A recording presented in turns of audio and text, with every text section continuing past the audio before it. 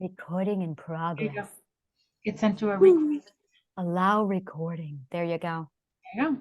I love that. Okay. So I feel like I'm on my podcast right now. So thank you so much for joining me. This is Anna Imagination with the Healing Garden. So we are going to cover networking. With networking. Oh, I love networking. Okay. So of all the things I do, networking is my absolute favorite, top of the thing. I love it more than anything in the world. Networking, a lot of people think, is for businesses only, and that is the biggest lie. Unless you are a hermit, you should be networking. Networking is how you find friends. Networking is how you find relationships. It's how you find clients. It's how you find everything. Long back in the early man, we did not do business with strangers. All business transactions were done within your network community, and everybody knew everybody else. We see this a lot in the musical The Music Man, where you have a really tight-knit community. Everybody knows everybody. And then you have this traveling salesman stranger come along. And I don't know if you know the plot of Music Man, but basically it is this scam artist who tries to scam the entire town with his music program. And there's a lot of not trusting other people, and it became a very common practice of you don't do business with strangers, which is actually something that we practice only exclusively of nowadays. We have the complete opposite going on. This is so bizarre because it really is the complete opposite of where we are today. Once upon a time, you don't do business with strangers. You don't barter with strangers because of the trust issue. So you had everybody knowing everybody. And whenever you had a transaction to conduct, it was exclusively keeping it with friends, family, and then extended clan members. And somebody was always there to vouch for somebody else. This was a time period where you did not have reviews. You did not have anyone vouching for anyone else. Scamming did take place, but it was always someone patting the back of somebody else to say, this person is good, you can vouch for him. And with strangers and the growing of cities, we got away from that. And that's where word of mouth and reputation started to carry. Now we're in a society almost exclusively where if you start up a business, we have that mindset of do not sell to friends and family. And it's like an ongoing, oh, I don't follow them anymore because all they do is sell to me. And our kids are trained to do this. Our kids will walk around with those little flyers and pamphlets at school going, I'm doing a money drive. And the kids are trying to sell candy bars. And as a result, it's almost like peddling 101. Everyone buys the kids candy bars because it's candy. We see this with Girl Scout cookies. But then as soon as we cross over into the adult world and we start launching our own products and services, our friends are almost exclusively exempt from it because we don't want to tarnish our reputation with selling to our friends and family. And that's something you see a lot of, where you can only tap out that community before everyone has your product and you're all done, and then you're dry and you've gone nowhere. It's like, this I love. When you're an author and you publish a book, everyone in your family buys your book, your mother buys it 20 times, and no one else. And you're sitting there with this book going, I can't sell it anymore. So networking is the art of building a community. And this is where a lot of people hit a massive road with the social anxiety, which we will cover in just a moment. So what we're looking at is, when we are networking, we are looking at basically a trade and barter or a gift exchange. The gift exchange is basically an exchange of emotions. I'm going to break it down into the parts of emotions because there's 4 parts to every emotion that people are unaware of. This is basically the transaction. Emotional transaction is what I'm going to call this. I've been looking for these words for a long time and they finally came to me. Finally, emotional transactions. Whenever you have a set of emotions, let's take the emotion giving. I love the emotion giving. The emotion giving has 2 sides to it, and there's 2 variations of these sides. The first side is the consensual side of giving, and then there's the non-consensual side of giving. That's really, really important, because when we combine all of these, you're going to see 4 emotional pathways. We're going to first talk about the consensual side of giving. Now, when you network, this emotional transaction takes place no matter what. It is the core essence of human connection, understanding these emotional transactions. Here's how it works. In the consensual side of things, you have person A, the giver, who is making an offering to person B. the receiver. Now, there is a moment of choice in the consensual side of giving. That moment of choice, or that pause, is when the receiver has the option of receiving, ignoring, or rejecting. The Gottman Institute, Dr. Gottman, refers to these as the bids for connection. And this is actually done in marital counseling, anything to do with relationships. This all comes down to the bids for connection. We make hundreds of bids for connection every day with our loved ones. Our children do it. A bid for connection is small. It could be something as simple as hi. It could be something as simple as you go on Facebook and you literally blast something out on Facebook. It's a bid for a connection. The people who engage, the people who respond, are accepting, receiving, and choosing to partake.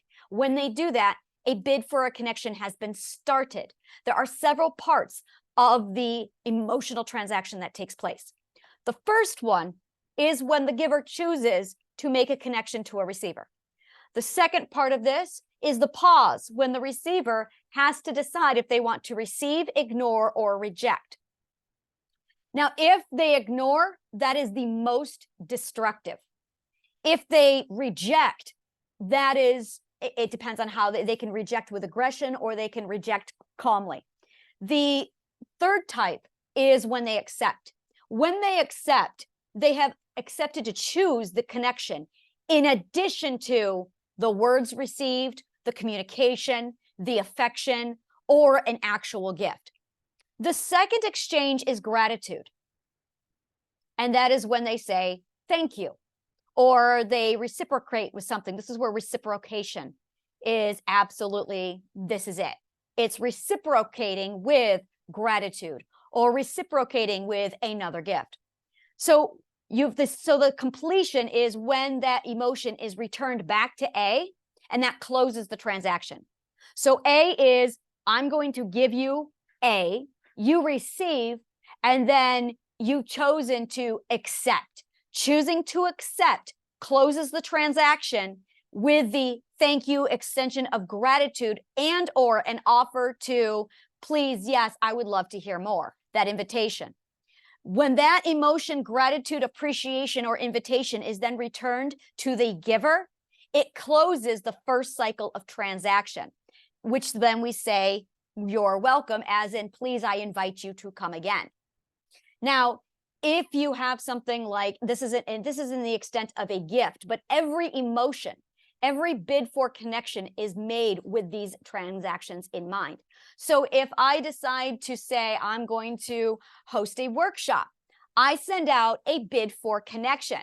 Now, in this case, it's still riding on the emotion of gifting, where I'm sending it out there. It's gifting, but it's now gifting and it's knowledge, both riding over to you. You have received the invitation, both of you accepted, and now it's brought you back over here. You have actually gifted to me your audience. So now I received your audience, to which I say thank you. And now we are in a connection status. Now that's just the flow in the reversal. It's the exchange of the emotions, but it's not actually building anything that momentous or propels us forward. In networking, we're doing the same thing.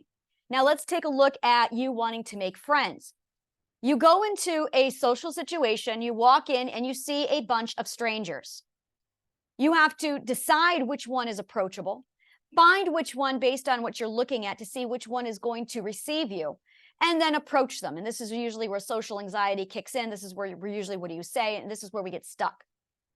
What we are really doing is looking for an opening in which we can invite them in and say, hey, I would love to connect with you. Now, at a networking business event, this is where everything usually falls flat. Somebody walks into a networking event, they extend that bid for a connection. They say, hey, how are you? They'll get the handshake in there. Tell me, what do you do? As soon as you ask the question, what do you do? Almost always it's dead in the water and it's not going to go anywhere. Because at this point, there's no emotion actually exchanged. It's so copied and it's so repeated that nothing is ever done. We do the same thing with friendships, where we walk into a social event, we see somebody, we're told by our teachers to mingle, and we'll be like, hey, how are you? Great. How long have you been here? And almost immediately it fizzles. We're not connecting. The reason why we're not connecting is because it's scripted, because we're not actually exchanging emotions. In order to understand why, we have to take a closer look at the emotional exchange that's taking place. And that is where we step into authority. Authority has three parts to it. There's the authority, and then there's the power, and there is the control. Control, like sex and money, is a fruit. It is not anything more than just a fruit. Power is the tool. This is the thing that basically wields the authority. The authority is a role. It is a status. It is something that cannot be taken away from you. And this is really important in the world of trauma and abuse, because our abusers make us think that they've taken away authority, but it's nothing that can be touched. I love to use the example of a queen with a crown and a sword. You have the queen step into the room. Now she has authority. She's a queen. The jester, let's say the jester in this case is an abuser, will look at her crown, will look at her sword, and will think that authority is the crown and the power is the sword. So the jester runs up to the queen, steals the crown, steals the sword, and then puts the crown on his head and claims that he has the authority. Now, in the roles of abuse, the queen will think that this is true, fall to the floor and cry, or rock, or fall apart. In reality, she is still queen. That is her title. That's not something that can be taken away. All that can be done is the illusion that it can be taken away. So the jester puts the crown on his head and he dances around. He wields the sword. The sword represents power. Now, in this case, the tool can be used abusively. It does not mean he has authority. Now, what will end up happening is the jester, in this case, in the example, the jester will use the sword to abuse people and instill fear and terror. And when they do that, people will cower and obey. And the jester will think this is control. And he will think he has the fruit of control. But here's the delusion. If the queen were to stand up and use her authority and say, I want my shit back, now you're looking at power struggle. Now you're looking at control being exchanged. Now you're looking at conflict. In most cases, he'll drop the sword, drop the crown, and run away. When that happens, at the end of the day, her using the words to communicate and convey her authority will then reinforce her power. It is the words, and this is where boundaries really step in over and over again. It is the words that are the authority, which can't be taken away from us. Control is just a consequence of our ability to wield our own power. Now, in the gift exchange, you're going to have people where you are at the advantage and somebody is at a disadvantage. In every single circumstance, you are always at the disadvantage or the advantage, and someone else is at the advantage or the disadvantage. Bullies in our worlds, I'm going to tell you both right now, you are both more than sixth perspective. So you're both speaking my language. In our world, the fourth perspectives have assumed a hierarchical system to wield the power, claim that they are in control, and they've pretty much bullied the rest of us. So there's a lot of people with a lot of authority walking around thinking that they can't do, thinking that they're trapped, thinking a whole lot of bullshit, because people who are walking around with a queen's throne and a scepter have bullied us into thinking this. And that's not the case at all. You have people at the advantage and people at the disadvantage. Now, in a consensual, healthy situation, what you have here, let's say, for example, you have an adult and a child. Technically, they are equal. They are no different because there's so much that a child sees that an adult doesn't. There's so much that a child has that's at an advantage than the parent. In most cases, adults feel threatened by the child because the child is free. The child doesn't have a job. The child's life is fun, and they have to be miserable with their day job. So what you see a lot of, unfortunately, are parents abusing children by using their authority, their advantage, size and age and education at this point to abuse and bully the child at the disadvantage. Now, let's assume for a minute that you have a healthy teacher and a healthy student. In this case, the authority is with the teacher who has more knowledge and information. The student has less. This puts the student at the disadvantage. In the case of connection, what you are really doing is the person who has the authority should and is bringing their authority down so that they are looking up at the person with disadvantage. This makes the person with disadvantage feel less threatened. When they feel less threatened, they're able to grow, they're able to think, they're able to process, they're able to practice authority without actually having authority. Now, if this person gets a little cocky and ends up running off and doing bad things, because the authority still lays with this person, they can stand up and better control them gently to make sure that they don't get carried away with their power. Ideally, that's what should happen. A parent or a teacher should ideally gently control the student or the child from a lesser point of view. But that's not what's happening. What happens is you've got this teacher parent over here lording their power over the child who's already at a disadvantage, and now you have abuse. When you are in a position of authority where you have the advantage, the best way to ensure you don't incite abuse is by submitting. We do this with giving. Whenever we give something, we are opening ourselves up for vulnerability. And that is really what is going on in the emotional exchange whenever we network. Whenever you open up to somebody and say, hi, I want to say hello, I want to connect with you, what you are really doing is opening yourself up for rejection, which makes you vulnerable. You are now consciously, if you're aware of this exchange, submitting yourself in an open, vulnerable position, surrendering the advantage so that they have now more power and more authority to you. When you are gifting them with your vulnerability, you are passing your authority over to them. And now they have the power to receive, reject, or ignore. If they reject or ignore, that could hurt you. That is why you are in a vulnerable position and they are now above you, because you have actually gifted them with your vulnerability.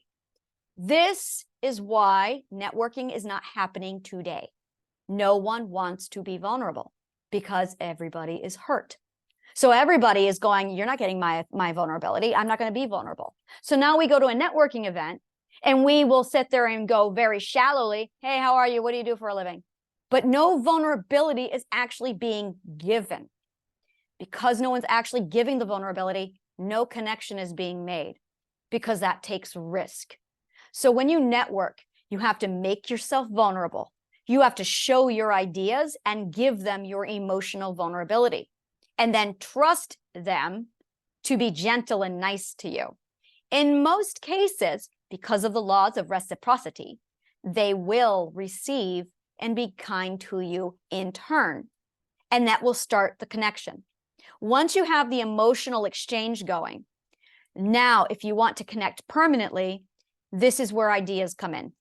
You have person A, you have person B. Like physics, we are grounding rods fused to the ground, our own energy siphoning up and down into the ground in ourselves. The connection happens when the energy is created and connected. That can start happening when you're cycling through that energy exchange with the emotional transaction. But the minute you part ways, if you haven't fused something together, it's not going to go anywhere. This happens so many times at a networking event, more specifically at a party in New York City or LA or something, where you'll have two people, you'll talk, and hey, we should get together sometime. Yeah, that would be great. And then you part ways and nothing ever happens. Or you exchange business cards, but if you don't follow up, it doesn't go anywhere. What really needs to happen is this. You come into a person's life with your perspective. They come into life with their perspective.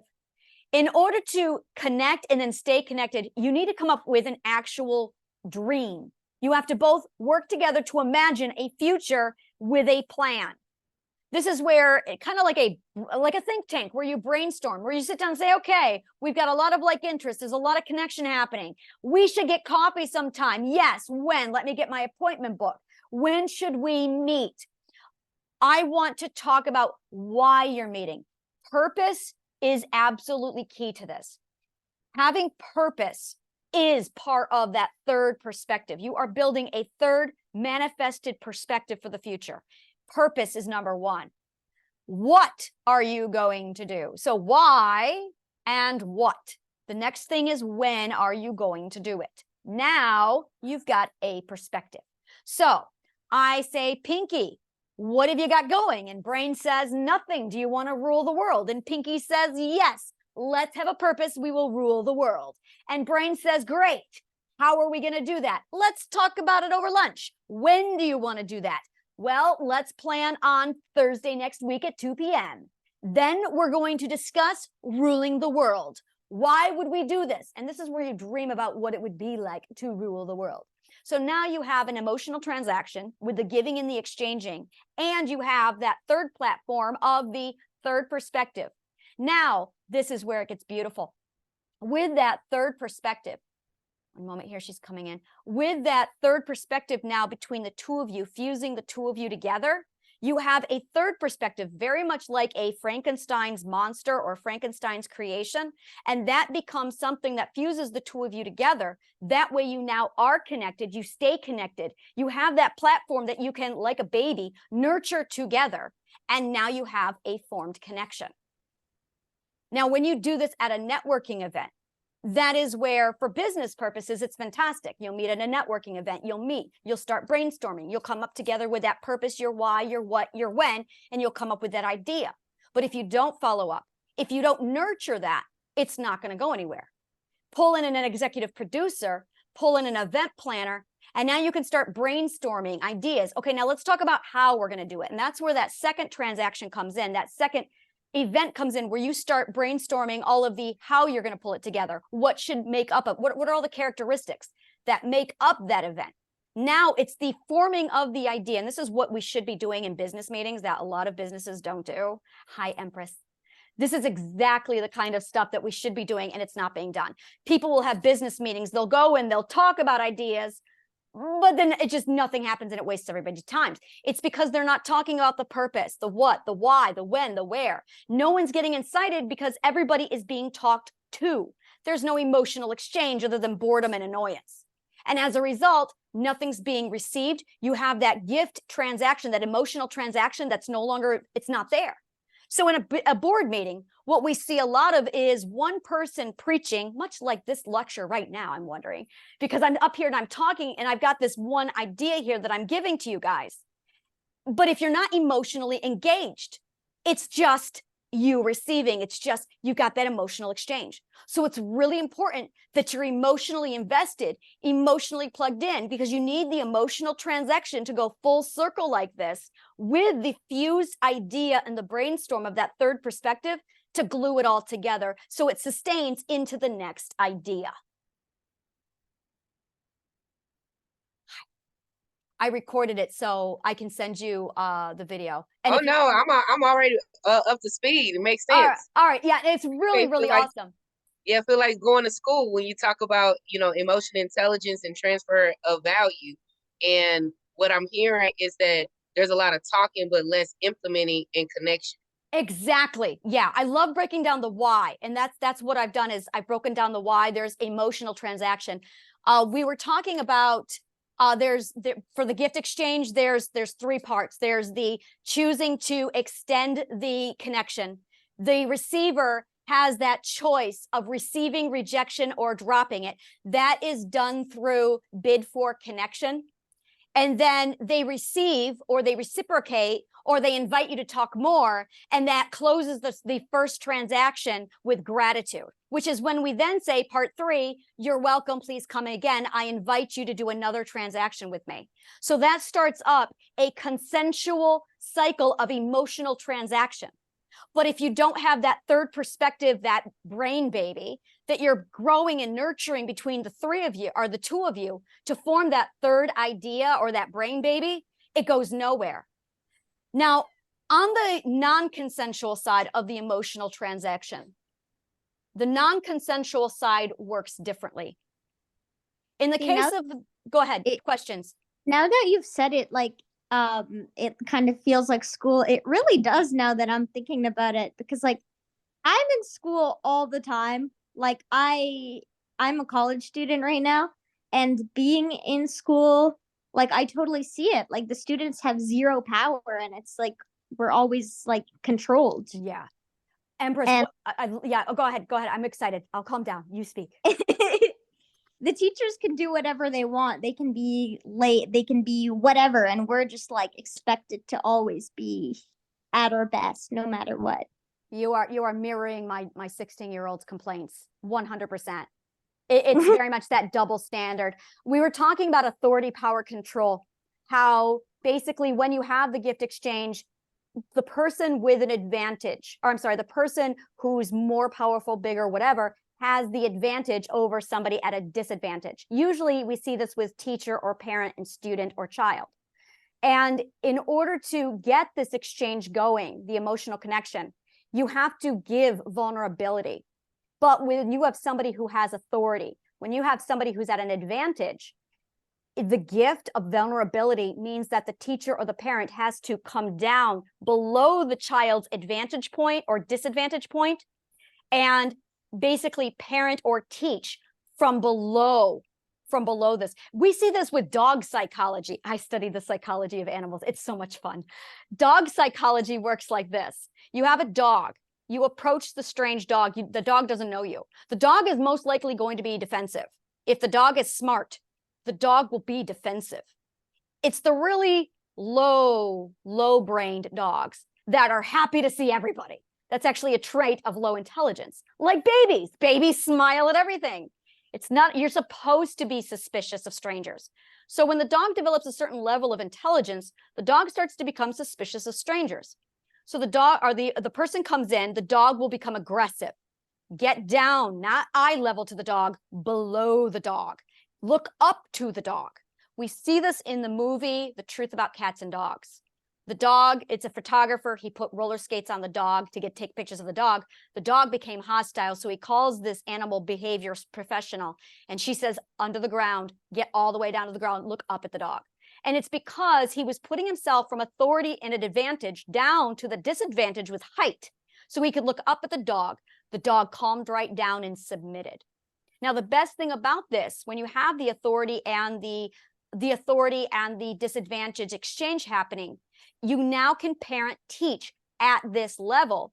Now, because it's authority, you're always the one, you can immediately, if it gets out of hand, at any time you can stand up and take control of the situation if you need to.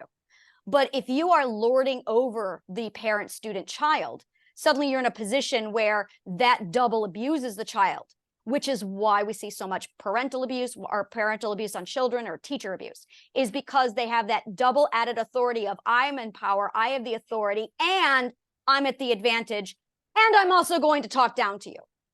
So by surrendering that power and coming down underneath it, you have given your vulnerability to make them feel safe.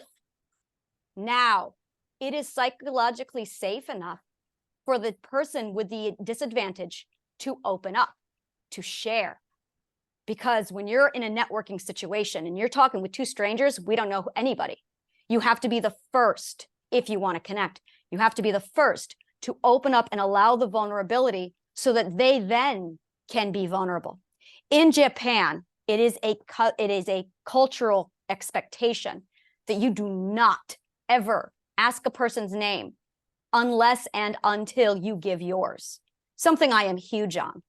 And in Japan, it is the biggest, it's one of the highest offenses. You never ask a person's name without first giving your own. The reason why is this.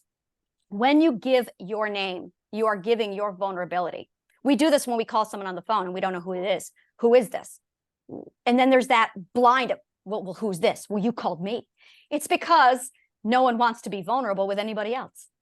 That's it exactly. So when yeah. Will this like be posted later? Yeah. I'm recording it, so I can share it. Fire practice, but this is like really interesting, and I do want Okay, but I have to go because we're performing this week. Oh, sure. Be safe. Yeah, Okay. I'll send it over to you.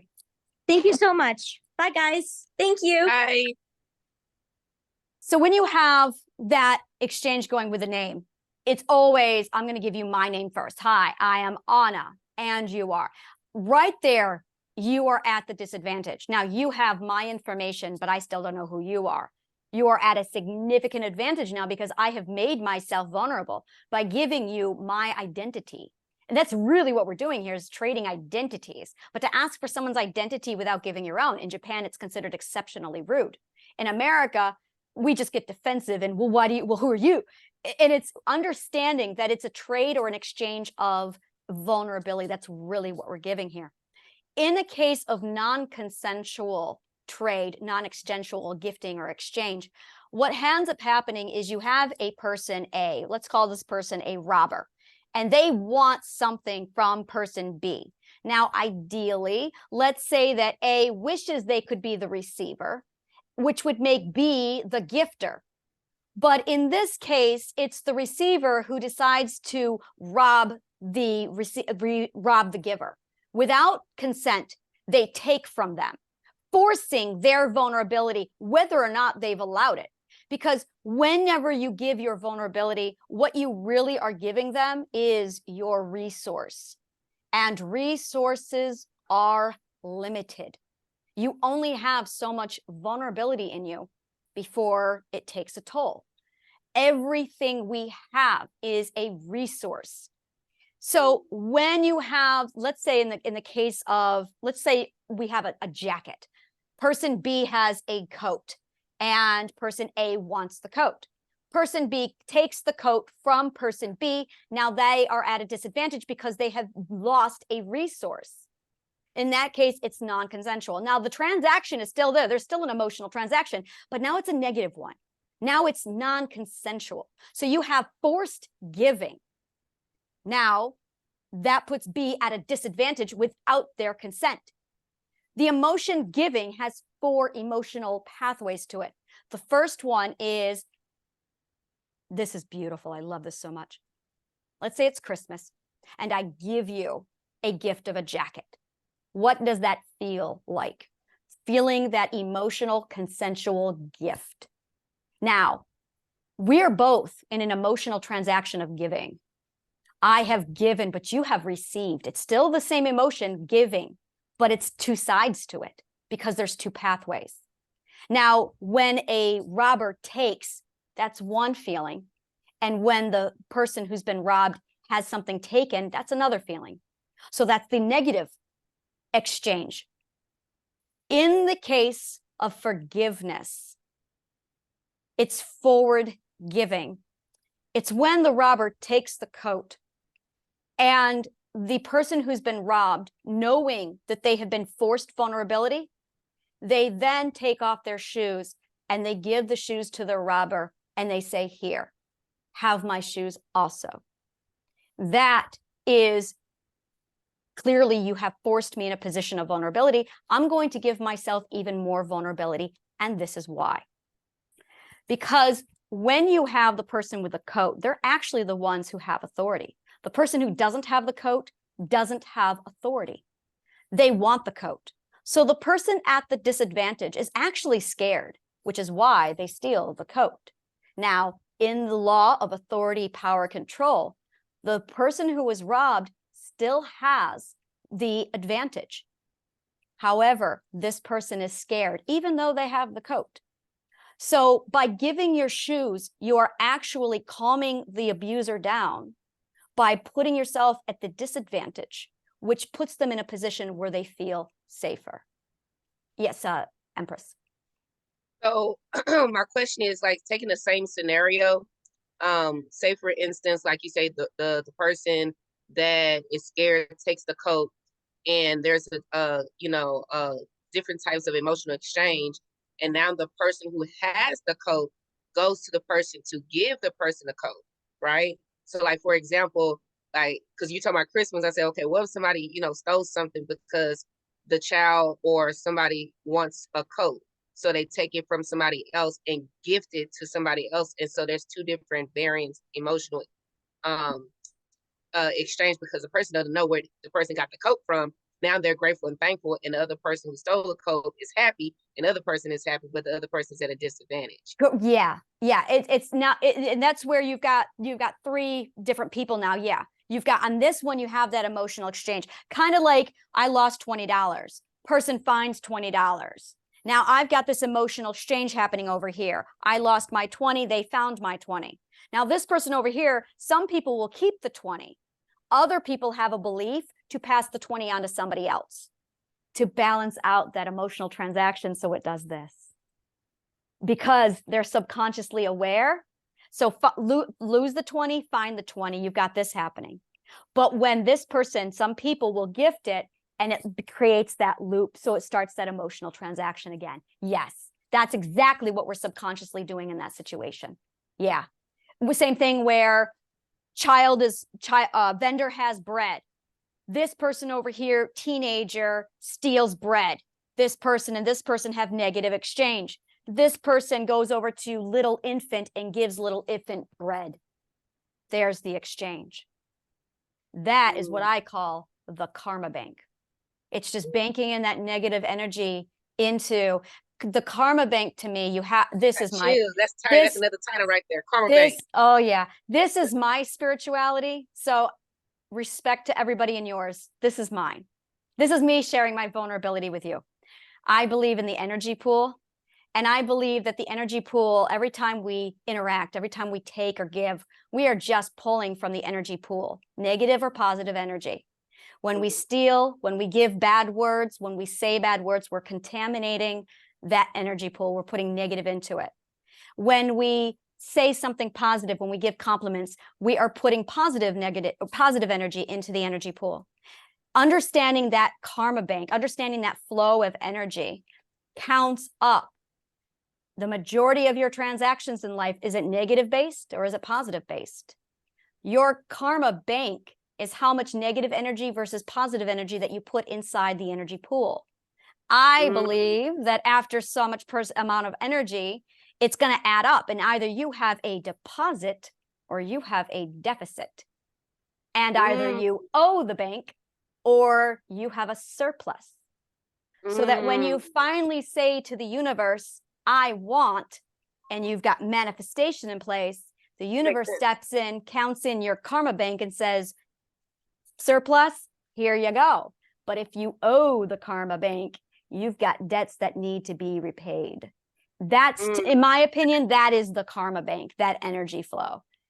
And so what I'm hearing, Lady Anna, is that there is an energetic, unseen bank called the karma bank. And in that is that it deals with giving and receiving, kind of like the universal law of reciprocity. And in that, throughout your lifetime of what you've been giving, you've been adding, like you say, deposits into your karmic bank. And then when it comes to a high emotional desire, need to request to receive, the universe kind of taps in and says, oh, you have so much in this bank that we can materialize for you to receive and position you. And the opposite is true. If you've been taking, taking and not like giving, I guess, taking from others. Now, is that depositing in your bank as a deficiency? Like how will the universe calculate? Like you've been taking and not giving. Even like, Stephen, even yin yang, the universe is obsessed with balance. It's amazingly obsessed with balance. I believe that, I strongly believe that emotions are energy, and there's positive and there's negative energy. And every time we have an emotion, it feels positive or it feels negative. Now, this does not mean good or bad. This just means negative and positive. Good and bad is ethics. If anger is bad, really, does anger really have a moral dilemma? I mean, think about it.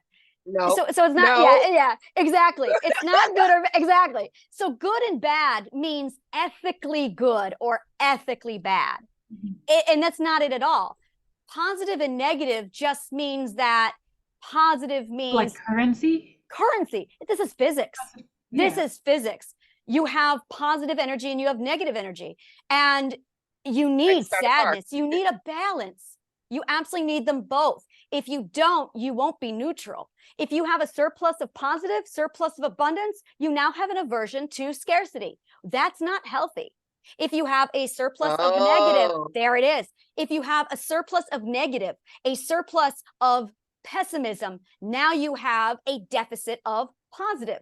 That's not healthy. oh, This is an aversion to this, and this is an aversion to this. You need both. so my next level question is, how does it relate to yourself when it comes to like self-love, self-care, or as in giving onto yourself, as you give onto Absolutely. others? How many times a day do you say, I hate you? How many times a day do you say to yourself, I'm such an idiot? How many times a day do we say things like, really, that's a good one, self? I can't stand myself. How many times a day do we say, I'm so stupid? Oh, yeah. We are our Yeah, like, I biggest don't say abusers. that. Good, good. Yeah, we are our biggest abusers. But if you're constantly running these tapes in your head, that's feeding your emotional mental environment. Eventually, you're, Oh, yeah, so emotion. it's kind of like your trust bank. So it's like you got your bank for the community, but then you got your trust fund, that deals with Yes. yourself. Yes. And here's the other thing is you cannot have a positive or a healthy mental environment and then be nice to everybody. You can't, because that's going to come out and it's going to Right. It's like reflect. imposter syndrome. Yeah. Exactly. Precisely. Yeah. And it absolutely exudes whatever you nurture. So when we network, all of this is part of it.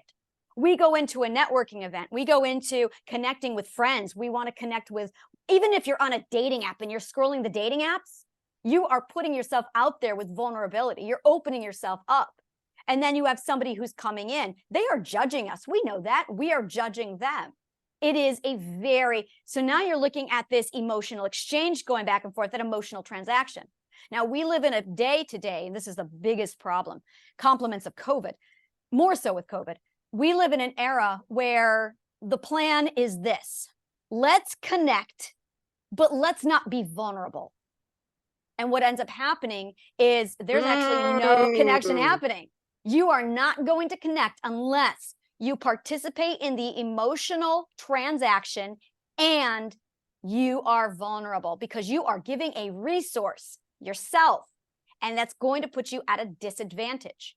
You have to do this consciously. Now, you can have your emotional or your transaction of that flow, but if you don't nurture that third perspective, that idea, that future, that dream where you're building towards something, it's not going to go anywhere.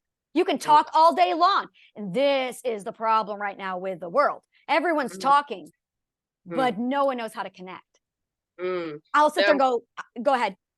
Yeah. So to follow through with what you're sharing, and I'm just, evaluating myself, is that I've been, my way of being is being vulnerable. But like you said, you providing meaning tonight, what vulnerability is. It's like, well, I'm vulnerable, and I know that I had to integrate with networking virtually and really just be myself, and now people are opening up and being vulnerable. But like you said, when it comes to building sustainable relationships, that's who I am. And I have a tendency to forget the transaction, because I'm overly abundant in my vulnerability of connecting with a lot of, amazing souls. But then when it comes to the business aspect of networking, the follow up or is an asking for the sale, I like to call it sacred sale, based on what I, do, is I need to, what is it, balance it out with the universe. If you get what I'm saying, like, like ask, because I'm the one I was giving, That might be something else. So I'm gonna that I feel so much. I feel a lot there. What you are looking at possibly is no boundaries. Maybe you're over giving and you're giving to somebody who is more of a taker. So what they're doing is they're taking, but they're not saying thank you. They're not reciprocating. They're not giving back. So you might be over trusting. And when you over trust, that's what I used to be. Well, yeah. Yeah, I've been identifying, boundaries, self-aware, creating healthy boundaries. Yes. We are especially like givers. everybody get access to the banking. Like, I'm just gonna come to and I'm the same way. I am. Oh my God, I'm giving. I'm just, But it's so like natural, and it's like you don't subconsciously like check yourself until you get to your point to go back to request, and nobody's in the situation to give, you know, exactly. or And yeah, or something like exactly. that. Yeah. And I was actually talking to somebody about this today. The word favor. Oh, the word favor. I'm at a point where I hear the word favor and red flags go off. I believe, I've not done the research on this yet, but my logic system is screaming this is true. So I'm going to follow my logic on this. Yes. I believe that the word favor is used by narcissists and abusers to guilt empaths into taking care of them. The empath is hardwired to give. We're the ones who are just give. An abuser comes along, can you do me a favor? Can you do me a favor? And it sounds cute. It sounds nice. It sounds small. But every time you do a favor, it sounds stacks. consensual. It sounds consensual. Right. Will you do Yes. me a favor? It sounds consensual. Will but it's you not. Yeah. do do me a favor? And really, and you sound like an asshole if you say no, because you sound petty. You feel petty. It sounds Oh. small. If I don't do this little favor for them, here's the thing. I was talking to somebody today, and we were talking about if it's not barter or money, the answer is no, because you are talking about a resource. Now, I love you both. I'm going to tell you right now, if you do me a favor, I'm going to jump right firsthand. First of all, I won't ask you for a favor first. I will give to you first. Right. I don't even say favor. I was like, I do not do favors. I do requests. What is your request? Be straight. Go, Just turn that straightforward. around. Turn this around. If anyone needs something from you and they start off with, go back to the two people and you've got that exchange going. You've got the gifter, you've got the receiver. Now the gifter says, here, I'm going to give this to you. The receiver can choose to take, accept. In the case of the favor, it is the receiver who is basically asking for a resource, tapping this out, and they have not made an offer. Think about Japan's naming system. You want my name? Give me your name first. If they want a favor, they need to start off by saying, hey, here is something from me. But an honest person will say before the transaction begins, I need a favor from you, but I'm going to give you a gift first. Take my gift. Right. They come with an offer because they know that they need a request. Right. Now, the narcissist, and I've seen this done, where the narcissist will give you something and then say, now you owe me. Yeah. Like, Don't do that. You know, No. yeah. Yeah. It's interesting when you, and I'm just, you know, incubating the conversation to support the value of what you're sharing today, is that if you're raised in a narcissistic environment or household, you will not know the red flags unless somebody who has healed and see the signs coming from you, whether you're acting like one, you know, or you've been in environments and they're pointing this person out. Like, I didn't know that I was in a narcissistic, you know, environment. I didn't know I was in a narcissistic relationship unless somebody who healed and said, hey, this is this, look this word up. And then when I looked, you know, it was just like all the signs and symbols. And I'm like, well, how do I counteract that if this been years? And how do I become self-aware? Because everybody that I connect to has this element in them. And in America, it's narcissistic, you know, as a whole. Oh, yeah. Yeah, and it very much is. We have narcissism in us, but how do we manage and control it in a healthy manner? Yeah. Yeah. No, precisely. Brandy, did you have something to add? I was going to say, yeah, it's actually fostered in our society, and those people are the ones rewarded.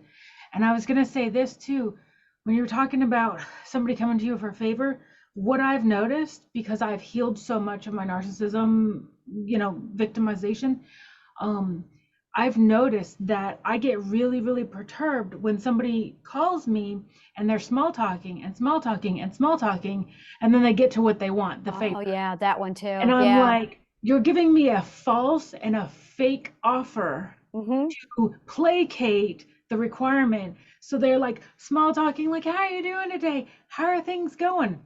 What do you need? And yeah. Right. And they're like, okay, so can you do me a favor? There it is again. There, was red fake. flag. Right. Yeah. It was a fake offer. It was a false, you know, placating the little friends. Oh, fake, Y- what is it? Fake emotional until what Lady Anna said Transaction. earlier. You Transaction. want to build a relationship, but it was a false Mhm. transaction. There Yeah. you go. Yeah. So it was I like want to, being. Go ahead. okay. I want to pull it back even further. Your friend calls you on the phone. They play it nice. I would never, ever schedule any time with Empress or with you, Brandy, without first saying, I have something I would like to discuss with you. When are you free? Now, that right there is a solid, I have something I would like to talk about our resources. I'm presenting it to her. This is the first. It's like, this isn't actually the transaction. There's two transactions here. There's the first transaction and the second transaction. The first transaction is me saying to her, I have something I want to discuss with you. I want to talk about our resources. When are you available? Now you have that option of deciding, weighing it in. Is this something you want to engage in? Is this something that's going to fit for you? I did this with you the other day, and you had that time to say, yes, I like this. Let's engage. I gave you the option to engage in a discussion. That's honest. When it's not honest, they'll call you on the phone and just pose as a friend and then drop the resource conversation on you. When you are dealing with somebody in a proper, balanced, healthy situation, it's transparent. 100% transparent. If they're not 100% transparent, that's the red flag. The transparency is what matters. So when you have somebody who's wanting your resources, there should be two different transactions, possibly on two different days. First, there's I have a proposal. And this is what we say in business. I have something I want to propose to you, an exchange of resources. Right there. The second one is you sit there, evaluate, is this something that I want to participate in? You know what? I have a lot going on my plate. You know what? Or you just don't feel good about me and I give you the creeps and you're like, you know what? No. You have the option to say no. Now, the flip side of that is if you do like my personality, my energy, all that jazz, then we can, okay, yes, let's open this up for discussing a trade of resources. Makes sense, now, makes sense. there. And so you have this preliminary, let's do a small transaction here with no risk. Second, okay, now let's talk about the risk. Let's talk about that. Somebody who's dishonest will bypass the first stage and they will jump right to calling you up, pretending that they mean nice, using friendship as a tool to take advantage of you. No one means well if they ask for your resource without first gifting you, without expectation. Gift with expectation. That's a peace offering. I mean, the peace offering. Give with expectation. Yes, give without expectation. Give without any expectation. What if you're raised in a culture and you're not self-aware? You know, like say for instance, you're fully aware that give with expectations, and you're raised in a culture, you know, to do those things, but not knowing that it's deceptive. You know, and then those who, you know, like are fully aware think that you're deceptive and you're not.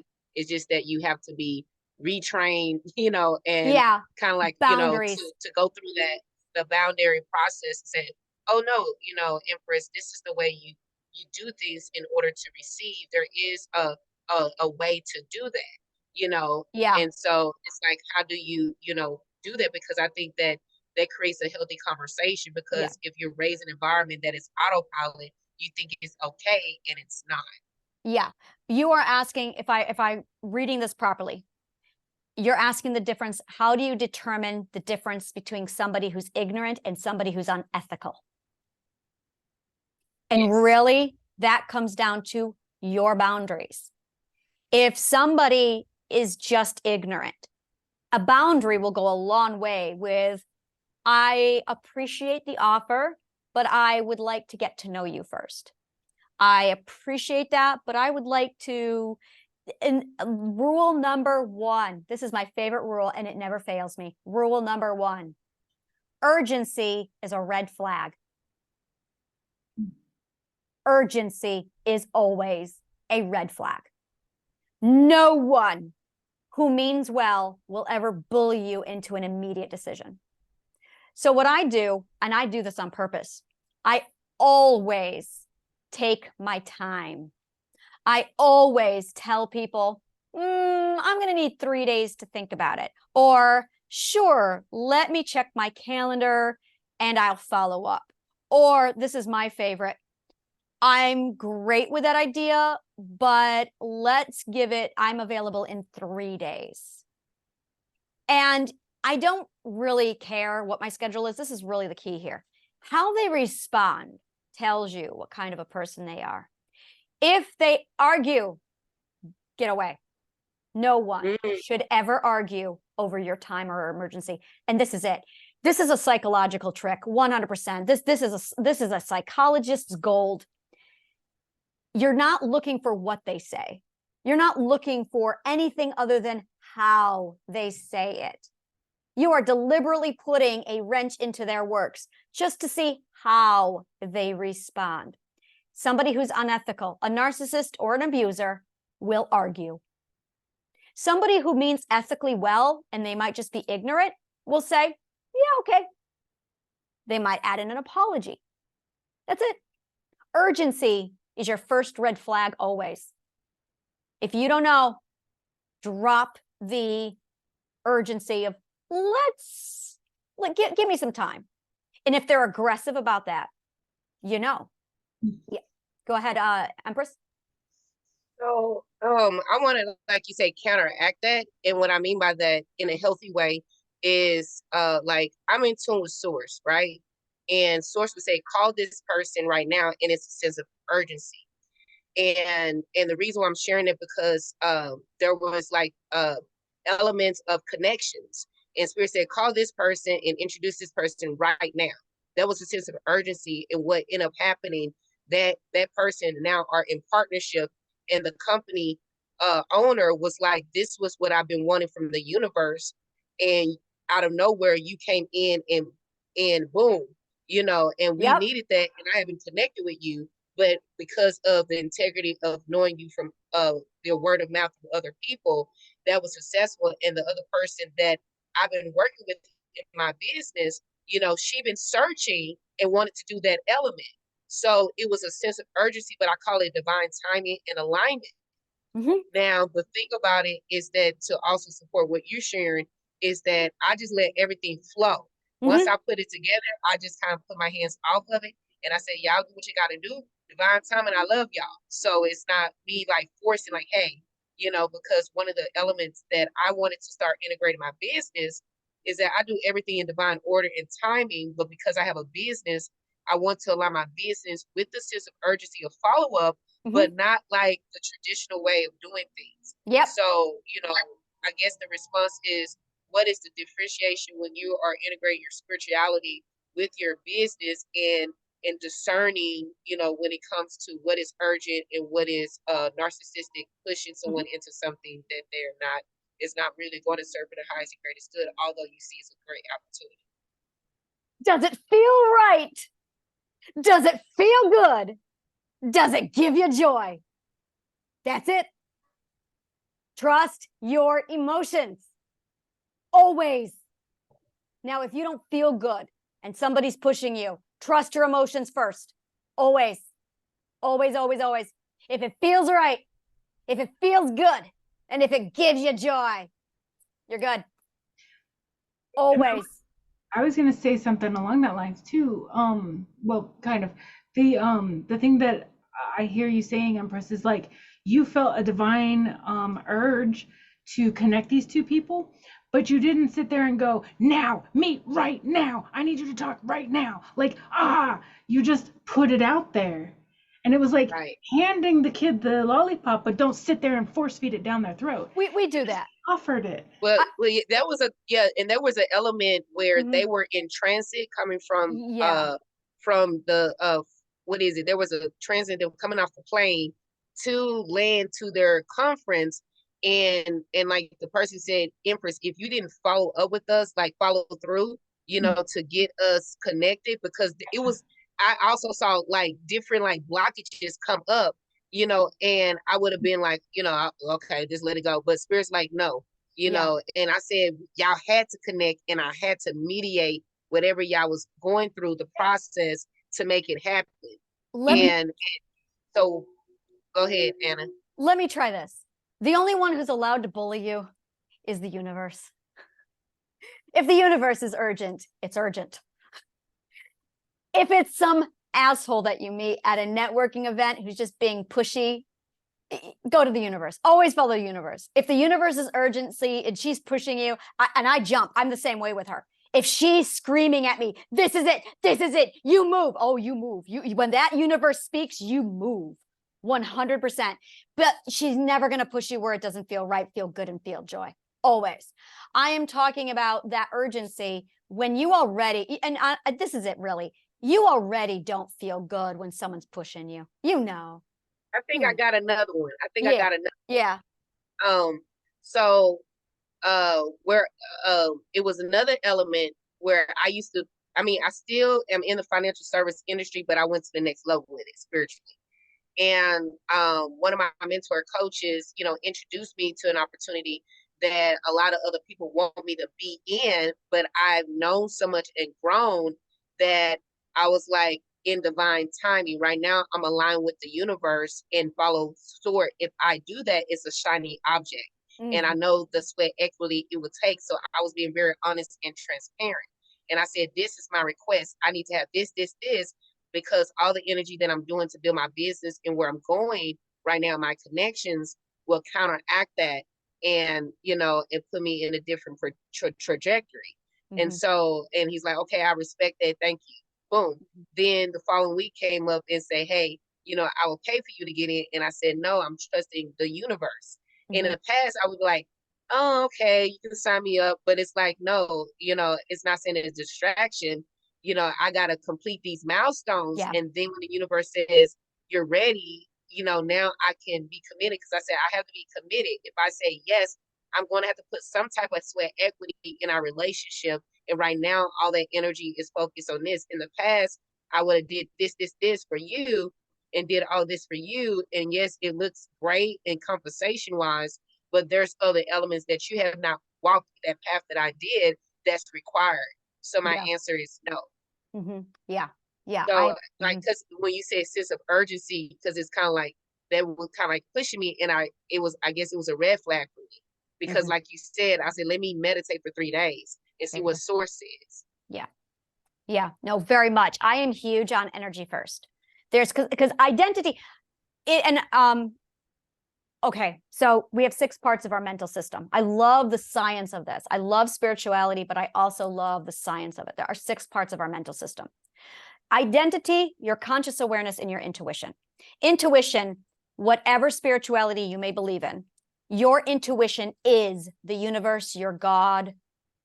That's your gut instinct telling you, stop, go, wait, push, now, move. That's her. That's the universe. The identity is what you want. Now you feel that pushing, that shoving, that directing. She's really pushy. She does a lot of like, she's taking you by the hand and she's shoving you. She's pulling you back. She's telling you whether or not someone's bad and should be avoided. In the meantime, you've got your identity going, I want. Now, if you are not consciously aware of this, things go bad. That's where trauma happens. But once you become consciously aware of it, I'm going to use the words consciously sensitive to it. It's before you can describe it.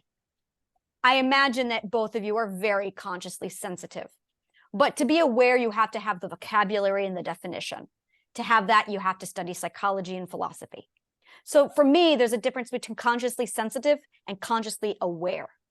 So you're already doing it. You're already tuned into your self, your identity, and your intuition. You're already going, I have a goal, I have a dream, I have a mission, and you're fantastic. You're already listening to your intuition. So the way it goes, I like to think of these as the Norns. In Norse mythology, you've got the past, present, future. The past is identity.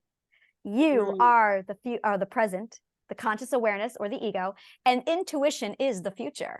So the 3 parts of the self, past, present, and future, is actually our self-sailing system, which is our identity, our ego, and our intuition. Once you tune into these 3 gorgeous people, you move, shift, push, pull, like a ship, all three of you. She sits there and points all over the place with her lollipop going, okay, my identity is 5. It's why I wear a crown, because she's 5. And she's going, I want this, I want to go there, I want this, I want there. And I'm going, okay, all right. So now it's my job, conscious awareness, to go intuition. The queen has spoken. She wants to go here. Now, intuition's that McDonald's order, right? Got it. I've taken your order, I'll deliver. And now she's going to do everything in her power to shift, pull, move, and position me like a marionette. Now I'll wake up in my morning and intuition will go, check your email, answer this, do this network, pull it over here, make sure you go to this event, contact this person, email this person. Here's an idea. Well, the ideas come from identity. Identity gives me ideas. Ooh, I want to host an event. And I'll go, okay, all right, apparently we're hosting an event now. Ooh, all the excitement and energy, that's identity. So you have all of these things. Now that is the coal that you're throwing into the fire of your engine.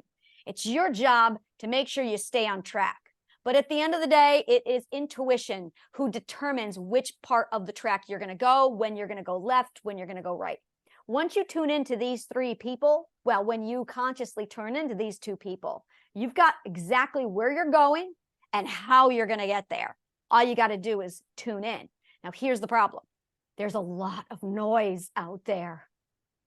And you have people who see how awesome you are and they go, oh, I want a piece of that. Now you got takers.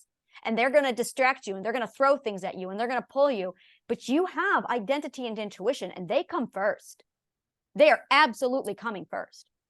Everything else is absolutely not relevant. These are the people who matter.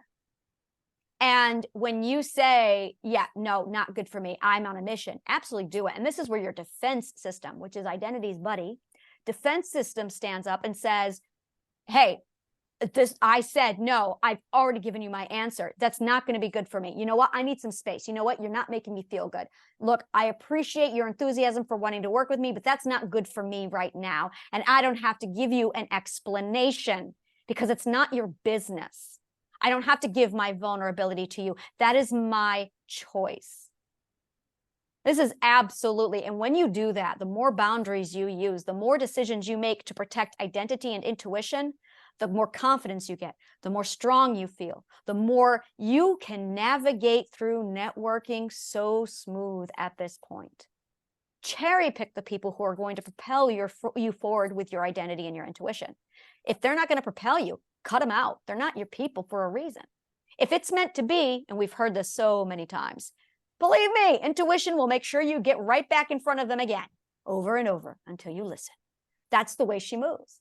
So if you make that mistake and you keep missing the point, you're going to still, like a little point on a whole little chart, she'll drive your ship around it many times to make sure you land right in front of the same person each and every time, no matter what. Something will come up. It's like you're driving a car, you're on the road, you've got identity in the backseat screaming, I want to go here, I want to go here, we're going to go here, can we go? And you've got intuition with the navigation map in the front seat going, all right, turn left here. Now, if you are supposed to meet someone along the way, she'll drive you there. Oh no, I've got a story for you guys. Oh my God. I'll finish this analogy and then I'll tell you my story. She's going to make sure you get there. I started my mission, my personal mission, back in May of 2021. It was a very clear vision. Got it. I quit my job on the spot and I have done nothing else.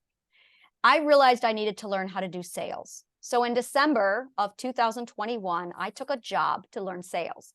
The guy teaching this class was the best in the United States, literally.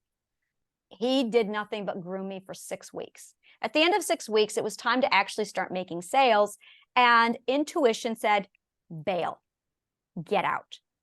They scheduled my first appointment and I had this feeling in my gut that said, go home. And I said, no, I think I want to try this. I pull in for some gas. I get out of my car. I pump my gas or my car with gas. I get in the car and somebody comes up to me. You've got a flat tire. Okay. Yeah, I had a flat tire. I'm like, was not there a minute ago. Now, it was right next to a shop. I mean, right next to a shop. So I'm like, all right, I've got time. so I got over there. The guy looks at the wheel. He says, "Oh, this tire is definitely damaged." And he shows me where, and he's like, "All right." So I'm like, "All right, let's just trade it out." And I'm thinking I'll make the appointment and then I'll go to a shop. So he takes the tire. He gives me another one. I spend like $10. I get in the car. I roll down and boom, I have a car accident and it totals my car. It doesn't total the car. It rear ends me. And I'm sitting here going, okay, I'm not making the appointment. Got it. I am not supposed to make this appointment. All right.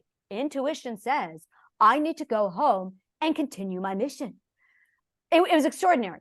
About 6 weeks later, I went and got my car and they had put the old tire back on the car. There was nothing wrong with it. They had no problems with it. At that point, I said, I'm selling my car so I have money so I can keep on my mission.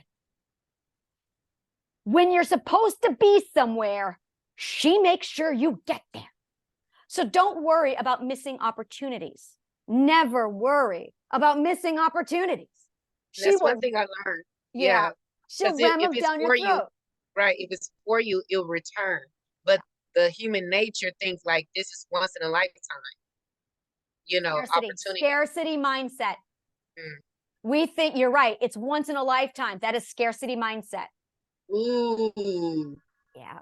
Mm-hmm. And then my question, Lady Anna, why do they always share with us, even as business owners, when we market and advertise, limited time offer, one sale, sell. And it's like, we know, but then of course we, use the language because the majority of consumers of our audience are programmed that way.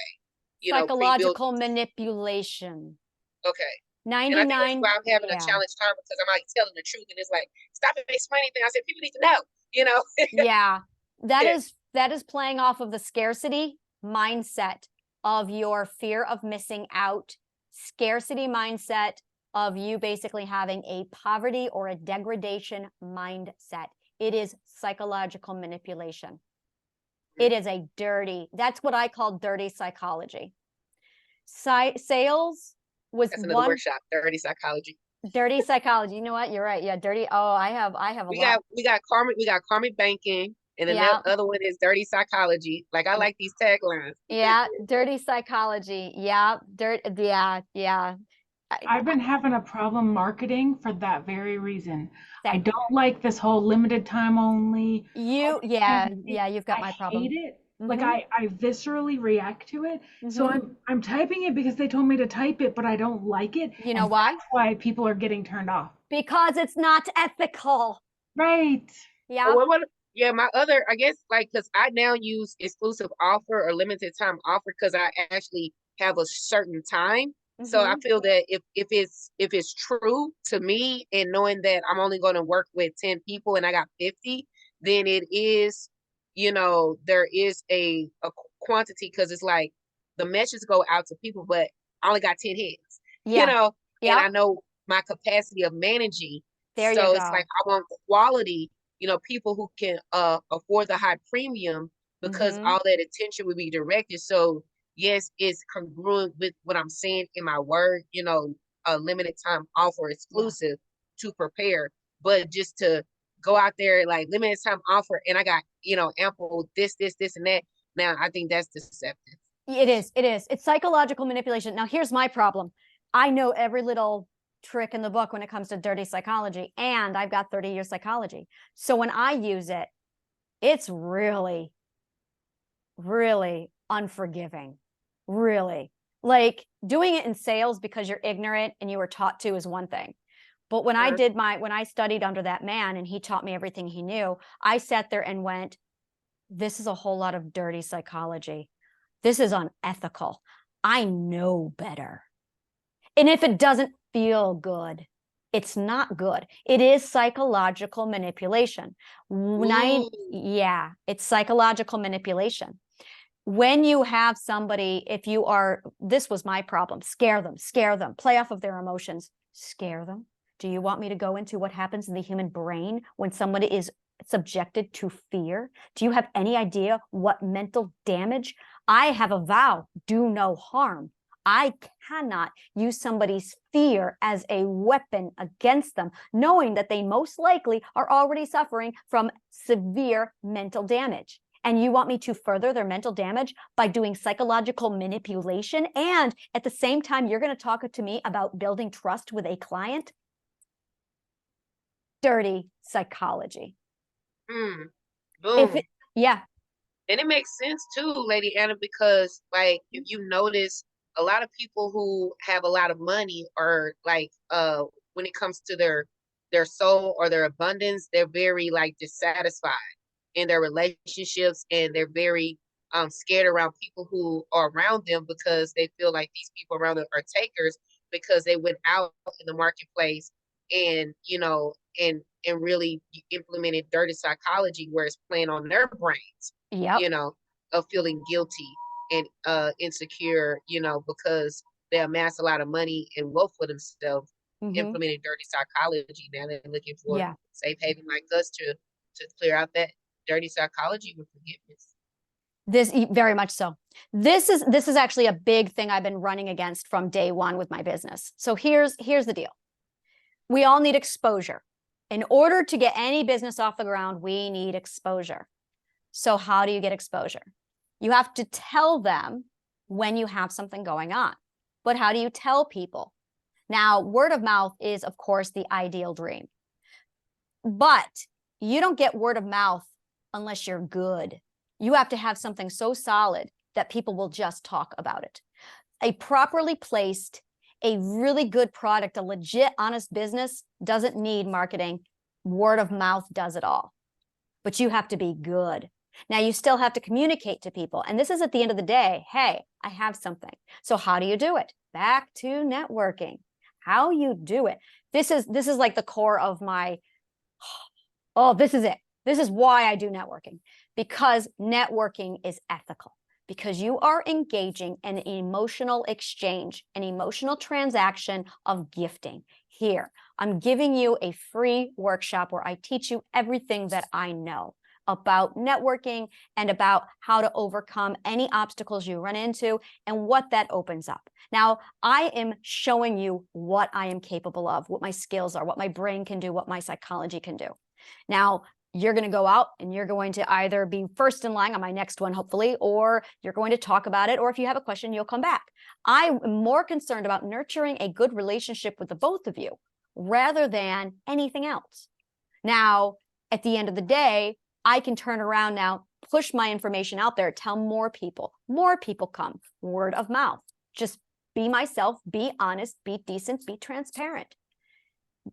It's not up to you to determine whether or not your business is going to succeed. You can dump thousands of dollars into any kind of advertising you want. If you have a crap product, your business is going to sink. And people do this where they'll buy ad space, they'll push their business and they'll get 10,000 sales. But at the end of the day, if it's nothing new or flashy and it's garbage, if you're not sitting there driving it, and this was something I was huge on, if you have to drive your marketing constantly, because and if you don't, then your business fails, your product doesn't stand on its own feet. So what we're seeing a lot of is low quality products being pushed out and peddled. But because they're low quality, no one's talking about them. Instead, you've got to use marketing now. Marketing, in my opinion, is the first sign that the product sucks. Oh, If the product is good. What is marketing? Because like when you say low quality, it just I just imagine, like you said, Lady Anna imagination, that low quality, like people put a lot of money around the packaging, the shiny, and people like, yeah, and they attract. And then when they get access to it, it's like they got to go to the next level, pay for this, got to go to the next level. And then next thing you know, they end up in the same boat with everybody else. And then once you start getting behind the scenes, everybody got the same white label system. Are you ready for this? Are you ready for this? Yeah. Has anyone ever walked up to you and said to you, man, Empress, I just ate the best meal at McDonald's? Sometimes. Has anyone ever said that? On a consistent basis? No. Exactly. Why are they doing so well? How many times do you see their ads shoved down your throat? How many times do you see their marketing?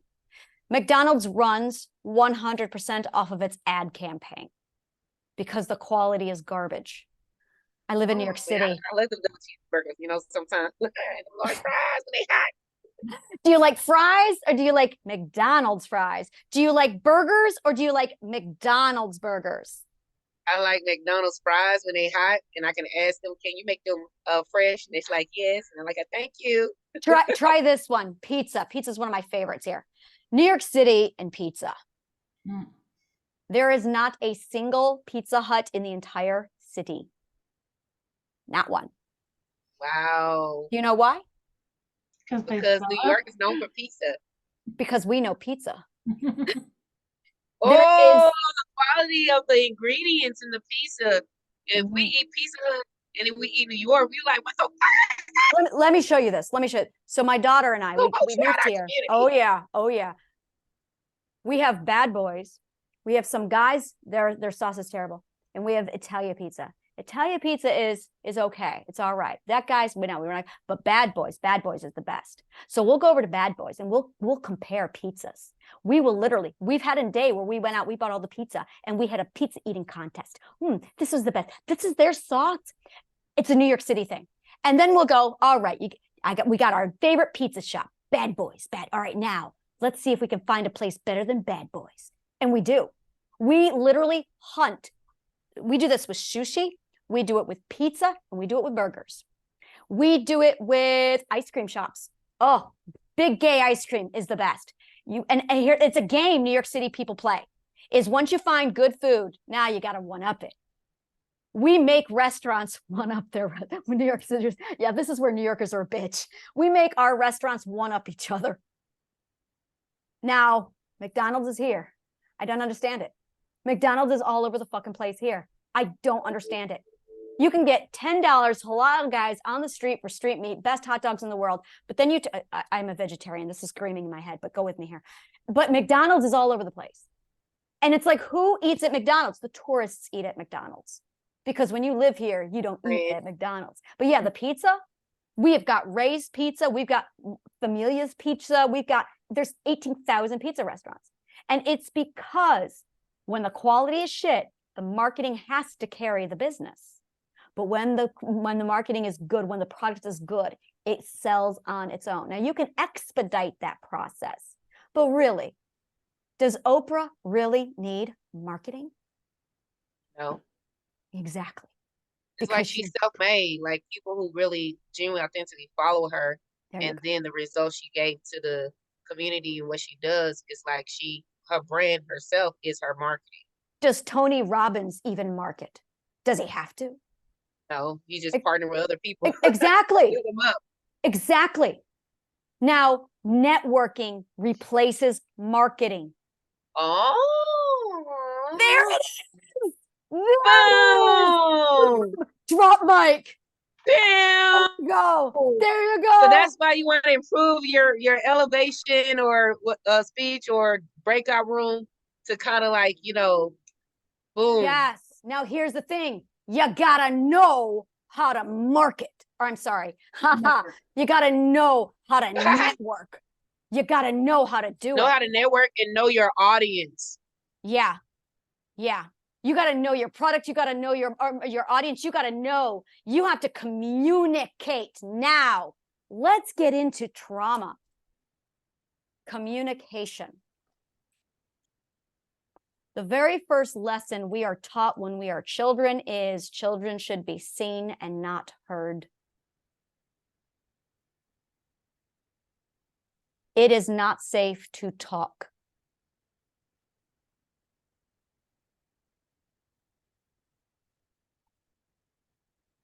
So when you have and you've got that parents are up here on this pedestal and you're down here as a child, and you don't even have the privilege or the right to communicate.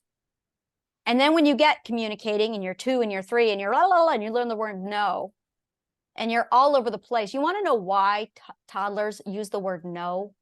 They are practicing their boundaries. I was watching a couple of toddlers. I was doing a psychological study where I was watching 2 toddlers play with each other. And the oldest girl child says to her younger brother, she did something to him. Very boldly, this 1.5-year-old boy said, no. That's really good communication and boundary setting. And you know what she said to him? But I was trying to help you. That's narcissism. That is early narcissism. Empress, if I walk up to you and I touch you on the shoulder and you tell me no, and then I argue with you, but no. The only proper answer is, I am so sorry. Anyone who argues is a red flag. Now, look, this is really deep, Anna, because it's like I can say yes and no. Mm-hmm. The reason why I can say yes and no is that, if it's coming from an unawakened state of awareness, then yes, you're 110% correct in regards to, like, if I just go to somebody and like, hey, and they're like, no, like, what in your mind you did this? But if you are at a awakening state, and the reason I'm sharing this, and I feel safe and secure to say this, is that a lot of us who are the ancient ones who have returned, or earth angels, in flesh, will come up to a person like a guardian and say this, and they're like, no, the natural response, and we're like, no, if you walk here, you're going to get hit, by a bus. And then this whole religious and spirituality conflict, well, maybe it was their time. You're like, no, it wasn't. Are you talking about a defensive situation where you were literally trying to save somebody's life, where you're trying to hold them back? Yeah. That is an extreme and unusual situation. Okay. That is exempt from this. Okay. I'm talking about any kind of, first of all, it was an example. It could be anything. But if you say no to me, if you give me your boundary and I argue with your boundary, that's the red flag. Okay, It's not the example. The focus needs to be on when you give someone a boundary and they argue with your boundary, red flag. That's what you're actually doing with the urgency. When you say to somebody, hey, I'm going to take a few days to think about this, that's actually a boundary. And when if they argue with you to pressure you, they're negotiating. Negotiations is part of psychology when you are trying to psychologically manipulate someone. Ooh. Now it makes sense. So it goes back to like what you were saying with the person that you were doing the sales training. Like, say for instance, if people are in industries like network marketing, and they said, or they're in a company and they're on a sales and marketing team, like, you need 3 sales by Friday. If not, you're going to be fired, or this, like all these ramifications. So it's like fear. It's not like a organic, sale. It's now fear-based selling. And now they're transferring that emotional intelligence and touching that person because their thing is about them to approve their person that's dominating them narcissistically, going over their code of ethics and boundaries. And Yes. it's transferring, and that person said no, like, no. Yes. And it's like, because you're not respecting their boundary, because their intention is that I need this sale. Yes. And they're using all this deception, and Yep. then once they get it, they don't follow up, or this, that, because it's like their obligation is fulfilled. Yeah. And it's kind of like, I want to show you something. This is one of my favorite words: organic sales, organic leads. What else is there? Really think about this. What else is there? Unorganic leads, forced leads, psychologically manipulated leads, leads that were hoodwinked into falling into your lap because they're not there by nature. What else is there? If you have to force them or lure them or drive them toward your business, you are using psychological manipulation of some sort to do it. Organic leads are legit leads. Going back to, yeah, with organic or natural leads, what does that mean? It means you have engaged in networking. You have engaged in emotional transaction of gifting somebody with gratitude, them choosing consensually to receive the emotional transaction. Consensual emotional transaction. Non-organic is non-consensual emotional transaction. They did not consent to you manipulating their fear system. They did not consent to you making them feel like they need a Big Mac. They did not consent to feeling the impulse or the urge to buy, because if you don't act now, you're going to lose out. Go, go, go. I'm like, what? Where I gotta go? Yeah, FOMO, miss out, exclusive only, limited time offer, make it now. That is rushing, and you're pushing me, people. That's not consensual. Your emotions are yours. Your body is yours. Your beautiful little world is all yours. No one has the right to push you, urge you, touch your perspective. Your mind belongs to you. Your emotions are yours. They are not there for little strings for people to pull and manipulate. You are not a marionette. Ooh, You are that a makes sense. person. So when you are doing dirty psychology, dirty sales, you are actually manipulating a person's emotions to get them to do what you want. Therefore, you now have non-organic sales. Now, if you really want to run your business that way, hello, corporate America. But if you want to be ethical, yeah, I know, right?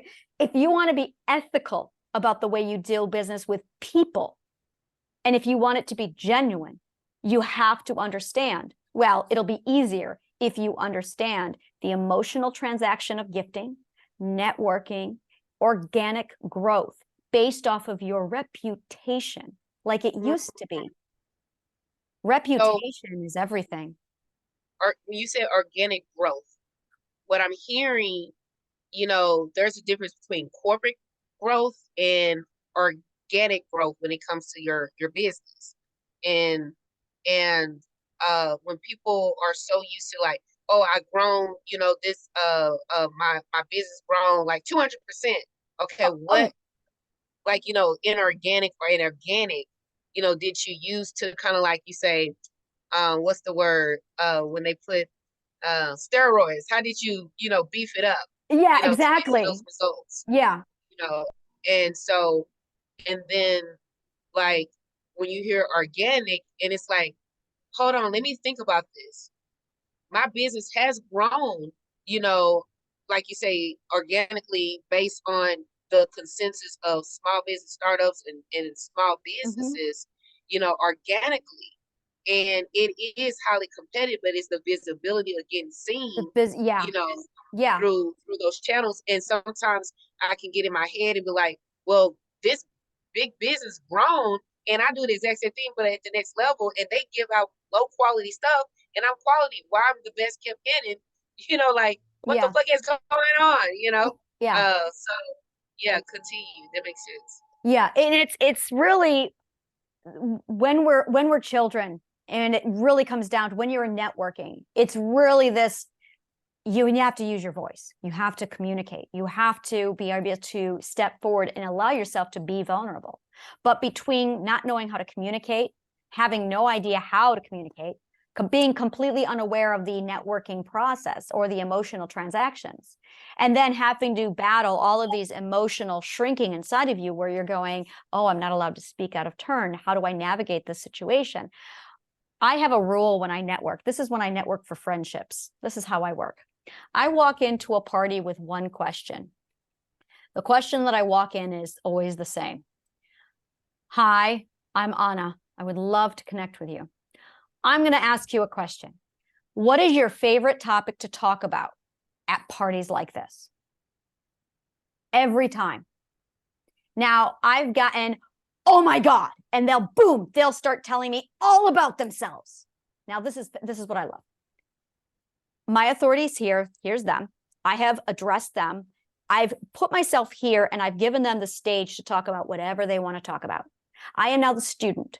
I am now going to take on Socratic method where I just ask them a bunch of questions. I love learning. So I'm listening to these new topics And I'm going to ask questions because I have no idea what they're talking about. I'm going to be like, oh, I'll tell you, the last time I did this, I got to hear about roads. She was a road engineer. I was so happy. Another person, she was a philosopher. Another person, she was an elderly woman who was 65, and she told me about how she overcame her social anxiety. I learned so much. Because I was a student, I was able to put the spotlight on them, and it guaranteed their comfort because they were talking about what they wanted to do. Now, I can navigate any conversation you put in front of me. It's a skill I have. So I'm comfortable with anything, but I want you to be comfortable. I am now making sure that you are comfortable. In order to do that, I have to make sure that we're on a topic that you are comfortable talking about. But here's the problem. I don't know you. I know nothing about you. And I want to see you at your best. So I ask the question, what do you love talking about? What makes you light up? What makes you passionate to talk about at parties like this? Now, if someone were to ask me that, oh, I've got a plethora of topics to talk about. I've got a list of things that light me up. We all know what lights us up. We all know what makes us glow. But very rarely do we get the stage in which to do that. So when you're networking and you don't know what to say, never ask the question, what do you do for a living?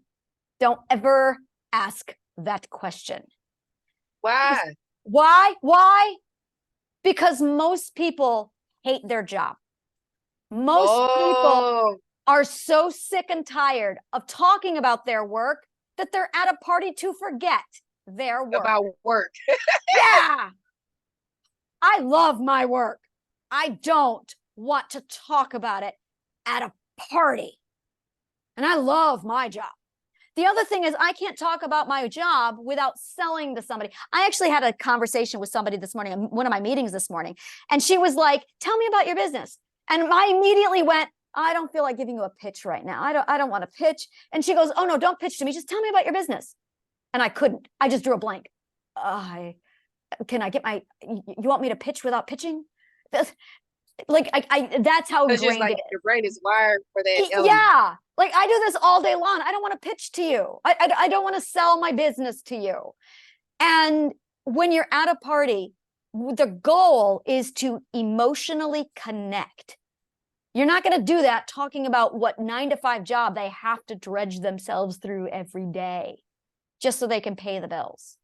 I spoke to one lady today. Oh my God, Empress, I want to introduce you. Her name is Ty. She is amazing. She's a TV producer, executive producer, but that's her job. That's not what she wants to do. It was a networking opportunity. So I talked to my friend Dave. We were talking TV producing and my idea. And then he transferred me over to his partner / business partner, also Ty. I was talking with Ty about it. We were going back and forth, and she was telling me about her job. And then she goes, yeah, but that's not really what I want to do. And I said, tell me what you really want to do. Oh my God. And she started telling me about Witches of Hollywood and her little itty bitty job that she's got where she's making little bottles for tarot readings and stuff like that. It was amazing. And she became a completely different person. And I'm sitting here going, yeah, this is her. This is authentic. But when you ask the question, what do you do for a living? You're not asking someone, in most cases, you are not asking them what makes them happy. You're not asking them about themselves. You're asking, tell me how you survive every day. That's really what we're doing in most cases, unless you are a rare exception who really loves your job. Yeah. No one wants to talk about their survival skills at a party. So for That's me, funny. Yeah. What I'm hearing is your context, the theme. So if you are at a party, what is the presentation, like what is the purpose of the party? It's like to relax, to be free, There you go. To get to know people. And so it's a separate sacred environment, amongst people who pull back the veil and let down their hair and I'm here to have fun and talk about what I really want to talk about, because when I go back out there, there's a certain image that I got to pick up, a certain way of being, Right. In that element. So it is, I guess it's how to position yourself on what's appropriate. Right. And so if you go to networking is, pulling the veil behind the corporate and Yes. and the business, but really to get to know people.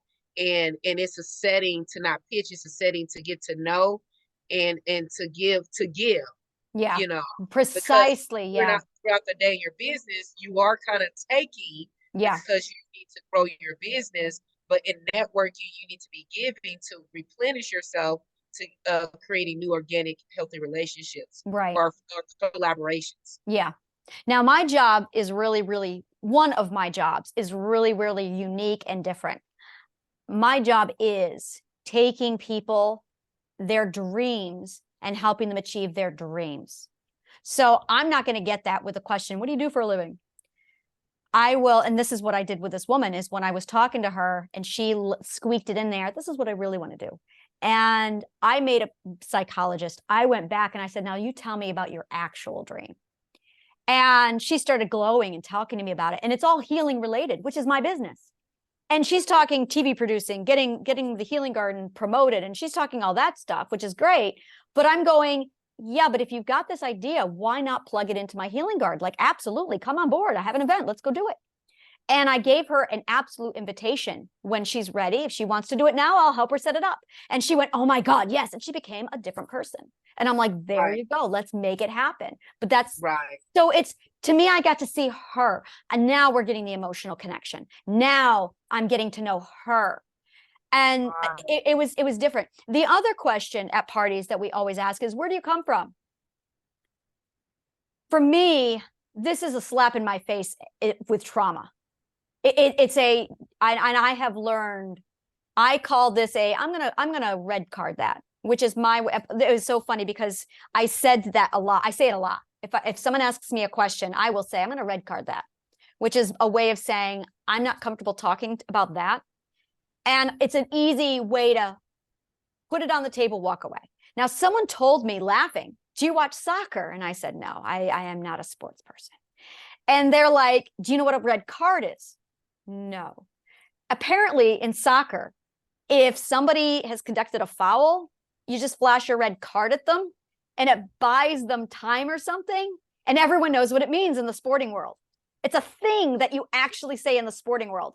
I had no idea this existed. So here I am going, yeah, I'm going to red card that. And people are fine with it. This is a boundary, by the way. This is a great boundary. If someone brings up a topic that you are not comfortable feeling or going through with it, don't answer it. I'm going to red card that.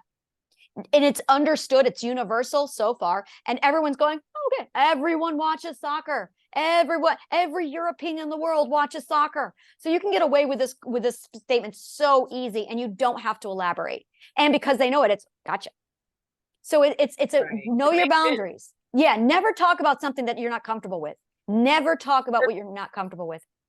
I think for me, like, because I've been so, like you said, open and vulnerable, because it's like, look, I'm trust and people are looking to restore their trust. And where I feel this to be appropriate is going mainstream, where I'm out in the public.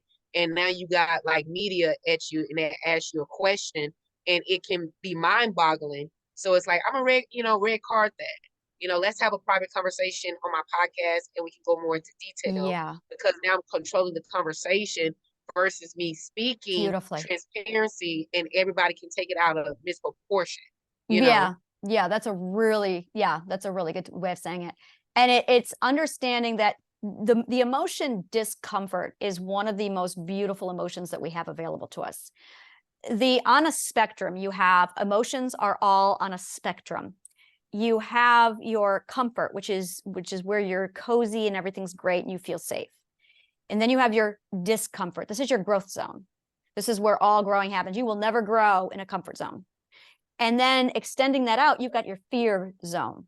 Your fear zone is where the brain decides to rewire your nervous system and make you traumatized. You can only be in the fear system so much, in that fear zone, before your brain is going to get rewired for trauma. You are not supposed to live in the fear zone.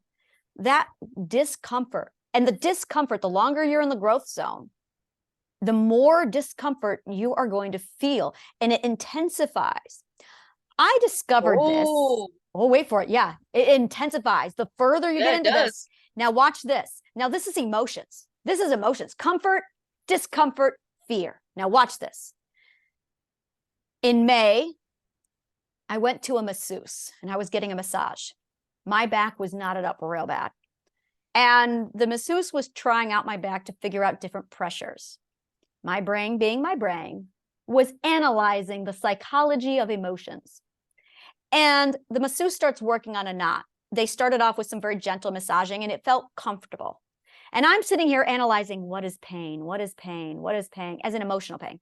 This is what I'm thinking during a massage. What is pain? What is pain? And they start pushing on some of the knots and I noticed that it hurt. And I went, ooh, that is a bit sore. They're like, okay. And they let it off. And I went, interesting. Pain, emotional pain. And then they started massaging the knot again and it felt uncomfortable. And I went, discomfort, discomfort. And then they pushed real deep and it hurt again. And I went, comfort, discomfort, more pressure with discomfort, pain.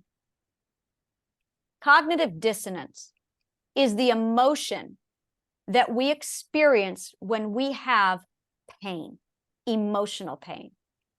This occurs inside of our subconscious mind. When we have comfort and we step into our growth zone, we step into discomfort. A little bit of discomfort, this is where we grow. Now here, discomfort increases to warn us, you're getting closer to fear. You're getting closer to fear. You're getting closer to the rewiring of your nervous system. Maybe you should stop. But we don't. We say, man up, tough up, go through with it. You think, yeah, you think things like, I don't want to be petty. I don't want to make a big stink. I don't want to make a scene. He doesn't mean that bad. I know he touched my shoulder, but no. Discomfort means something. We feel that for a reason. If someone does not make you feel comfortable, that's a problem. We've been desensitized to deafen out discomfort. And that's the problem. So we're all living over here in the fear zone. We're all living here maxed out. It has, how discomfortable do you have to feel before you finally speak up and say, excuse me, I don't like that? That's interesting. So what about growing up in cultures where it becomes desensitized? Like you have certain parents that know about the world, but then they create fear, into their children, through ass whippings, punishments, where to a point where when they try to hit the kid again, it's like, whatever, like they just become, is this normal? It's like, oh, she's just doing it because of that. It's normalizing abuse. Yeah. Mm-hmm. Yeah. And so when they go out into the world and it's like there's no, emotion and it's We're all you get what I'm desensitized. saying? Yeah, Desensitized. absolutely. And then the other aspect when you were sharing about being on the masseuse table, when you talk about, oh, now you go into that red zone of fear, what's coming up in my thought process, false emotion appearing real, where you start to process and place things. And it's like, well, that's where it's like, when you talk when people say fear of success, right? And you're leading up and you're in a discomfort and you're growing and now you're about to go success. And then this false emotion fear is real. And it's like, this is your breakthrough. Finish it, and revert that false emotion, appearing real in your body or things that are disillusioned because you are successful and you're walking into your success. So what's stopping you? And that's when people that you I like see what you mean trust. by yeah. Mm-hmm. Yeah. When people like know and trust who have stopped come to you. No, you shouldn't do that. Oh, you should go over here. And you got to stay focused to the end aim. So how do you operate from here? And then the opposite where it's like, no, that's a real red flag. And fear is okay. And I should go here. You are talking about the fear of the unknown. And there is no such thing as a false emotion. There is no illogical emotion. The unknown is scary. When you feel terrified of change, and I do it, I'm talking to some amazing people right now. I'm doing some amazing shit. And Al, like last night, I went, oh my God, I have an idea. And I put it out there and I blasted things and I had like 10 speakers instantly for my event. And I'm going, oh my God, oh my God. And I'm all excited. And then this morning I got up and I had this feeling of just, oh my, I felt this big in a world of giants. And pause, step back, Anna. Your fear system needs your attention. Let's talk about this. Why are you afraid? Because it's really big. Yes, it is big. And I'm afraid of failing. I'm afraid of thinking that I'm in a world that I don't belong in. And that's an understandable fear. It is a big world. You have been living in a very small box in a horrible situation all your life. And now that the world is getting bigger and everyone's loving you and you're heading out, it is scary. But if you're calling it a false emotion, then you're not giving yourself the mental care you need to get through it. It's in a way, you're telling yourself to shut up, sit down, and you man up. And that's the problem. The desensitization, you're right. We are living in a society where it's desensitized. My mom visited a few months ago. We were at the subway station. And I've been living in New York City now for 3 years with my kids here. And it's a whole nother culture here. There's zero touching in the people in my world without consent. Not even, you don't hug anybody without asking if they're open to hugs. You don't approach, like there is so much conscious awareness of consent in New York City. It's wonderful. And my mom is sitting on the bench at the train and she starts talking about spanking us. And she starts laughing about it. And she starts telling these stories about how she would physically beat us. And she would laugh. And I looked at her and I said, Mom, that's child abuse. And she laughed at me and went, well, it was a different time. No, it wasn't. And my 16-year-old went, yeah, Grandma, that's child abuse. Different That's times. interesting. Yeah, different 'Cause times. that's interesting because like I'm gonna say yes and no because I acknowledge the time frame of your mom, and I'm just thinking about myself, like with my mother, and in the parent's mind, it's not child abuse, it's correction. And then I, even investigated why did they do that behind that, behind what they're doing. And I feel that certain elements of correction that requires that type of level of correction, I know supporting me, because I mean, I'm just saying supporting me versus me living with my brother and sister-in-law and they're raising their children and the way that they can just look at them, they just start crying, and then they correct themselves without physical, touch. Yeah, that's I feel, yeah. And so I feel that the way that our parents were raised versus the way that the consciousness community is raising when it comes to disciplinary, now we can put a name on it, like, that's child abuse, versus like the pain pressure, because I said it's a difference when your parent is correcting you, and there's a difference when your parent is taking their anger out on you based on something that they're dealing with in their external environment and transferring their energy, and I think it's different levels, but I want to say the word today is called conscious parenting. And I even asked my mom, why did you spank us? I had her a question, and she said it's not just the disciplinary, because the world that we lived in between blacks and whites in the South, the children had to be home by a certain hour. If not, we saw things that could harm the family.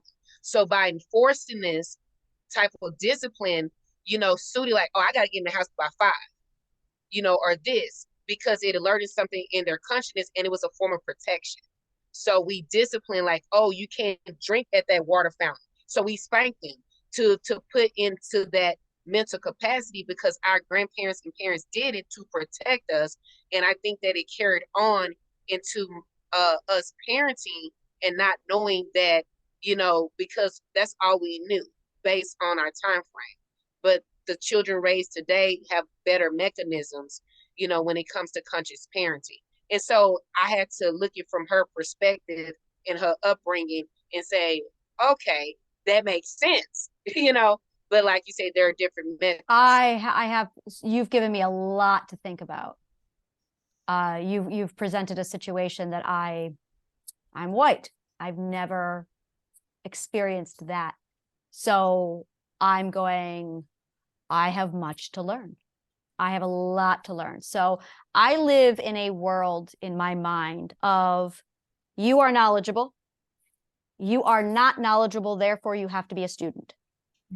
And you just presented a situation where I went, whoa, I have to become a student for this. So now I can't comment. Now I have to ask questions and become a student. Yeah, This I have is a not question. that, yeah, I have so many questions. Yeah. This is not the place for it. I would love to pull that apart, but I Yeah, want like to first, multicultural, yeah, like intercultural, multicultural relationship when it comes to, the yeah, power of social anxiety. yeah, We can a whole different form. yeah. I've- I'm gonna have to, I would like to ask your consent on this topic, but I have a lot here. My brain is going so many questions, but I need you to understand my request first before I get an answer from you. This is not the time or place. So I'll follow up with you Yeah. later once I've digested and processed all this. But wow, you have presented me with so much to think about. Can I Brandy? ask a question? Um, okay, so Empress, earlier when you were talking, because it sounds like what I'm hearing you say is that you were corrected physically because it was a safety and danger thing. Is that similar to what we were talking about earlier, where you were like grabbing, well, the scenario that you said of grabbing somebody and they said no, and you were like, no, because you're in danger of like you're gonna get hit by a car if you don't stop. Wouldn't that be like, is that very similar in that, Anna said that that's a different situation because that is a danger and a safety and you are being protected versus um refusing boundaries. So is that like between the two of you, would that be kind of, I because see your point. Yeah. you were being See your point. protected? In my situation, I was never punished due to a safety concern. Never. Me I was neither. never once. Yeah, me All the either. spankings and everything I received, there was never an issue of my safety on the line. Right. Never. Quite the opposite. No. Yeah, I was being abused and you were being abused. Yeah. I wonder in Empress, in your situation, you were being protected, and the only way that they knew how was physical, and so therefore it wasn't. I'm asking, not saying, was it then not a overreach of boundaries, but a protection, and that was the only way they knew how?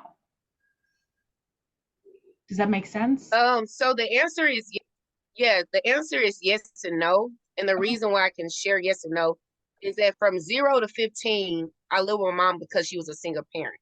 Mhm.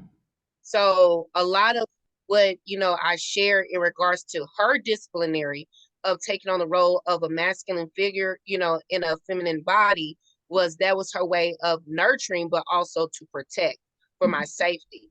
Now, at the age of 15, I relocated to California and I had a different level of correction. And that was with my brother and sister-in-law, because I was raised in a bicultural family. My sister-in-law, Filipino, brothers. But the high level disciplinary with my brother is that he was a drill sergeant. So a whole totally different experience Different where, situation. Yeah. right, where it was a verbal and time and things that I was not used to as a way of a correction and in some form of, so this is where I learned there was a such thing called mental abuse, but it was a tactic or technique that he used from being in the military, being a drill sergeant and taking it in a household and imparting it on me, to correct. And that was his form of safety and security because I'm a female. He said, so we didn't have a communication. So that's the key, I think, with children is that parents will know better because they experience the world. So they create this environment of protection, not knowing that they're forming narcissistic, environment of control. And we're not having conversation. Why are you whooping me? Like we need to have a conversation. The reason why I'm doing this is because of A, B, and C. Okay, but parents think that we don't have a consciousness and we don't have the ability to cognitively think things through. So if I experience this, oh, the reason why my brother is protecting me, or the reason why my mother is doing this because of ABC, so I can process it. If not, it becomes a form of rebellion where I'm going to do it more often, or I'm going to do it behind the scenes, or I'm just going to just remove y'all completely and do whatever, you know. So the answer to your question is yes and no. But then again, we are planted seeds of energy that subconsciously we are fed these behavior patterns from whoever is guarding us. And when we go into another element for somebody else and say, touch them, we're not knowing we're being narcissistic because we're ignorant. So it addresses what Anna, shared. No, because they've been trained, in an environment of the boundaries, yes and no, stranger danger, and we like, hey, just don't jump in that car. If you do, whoop their ass, you know what I'm saying? And then run to a payphone, so a different training. Yeah. No, it's a lot to think about is the motive.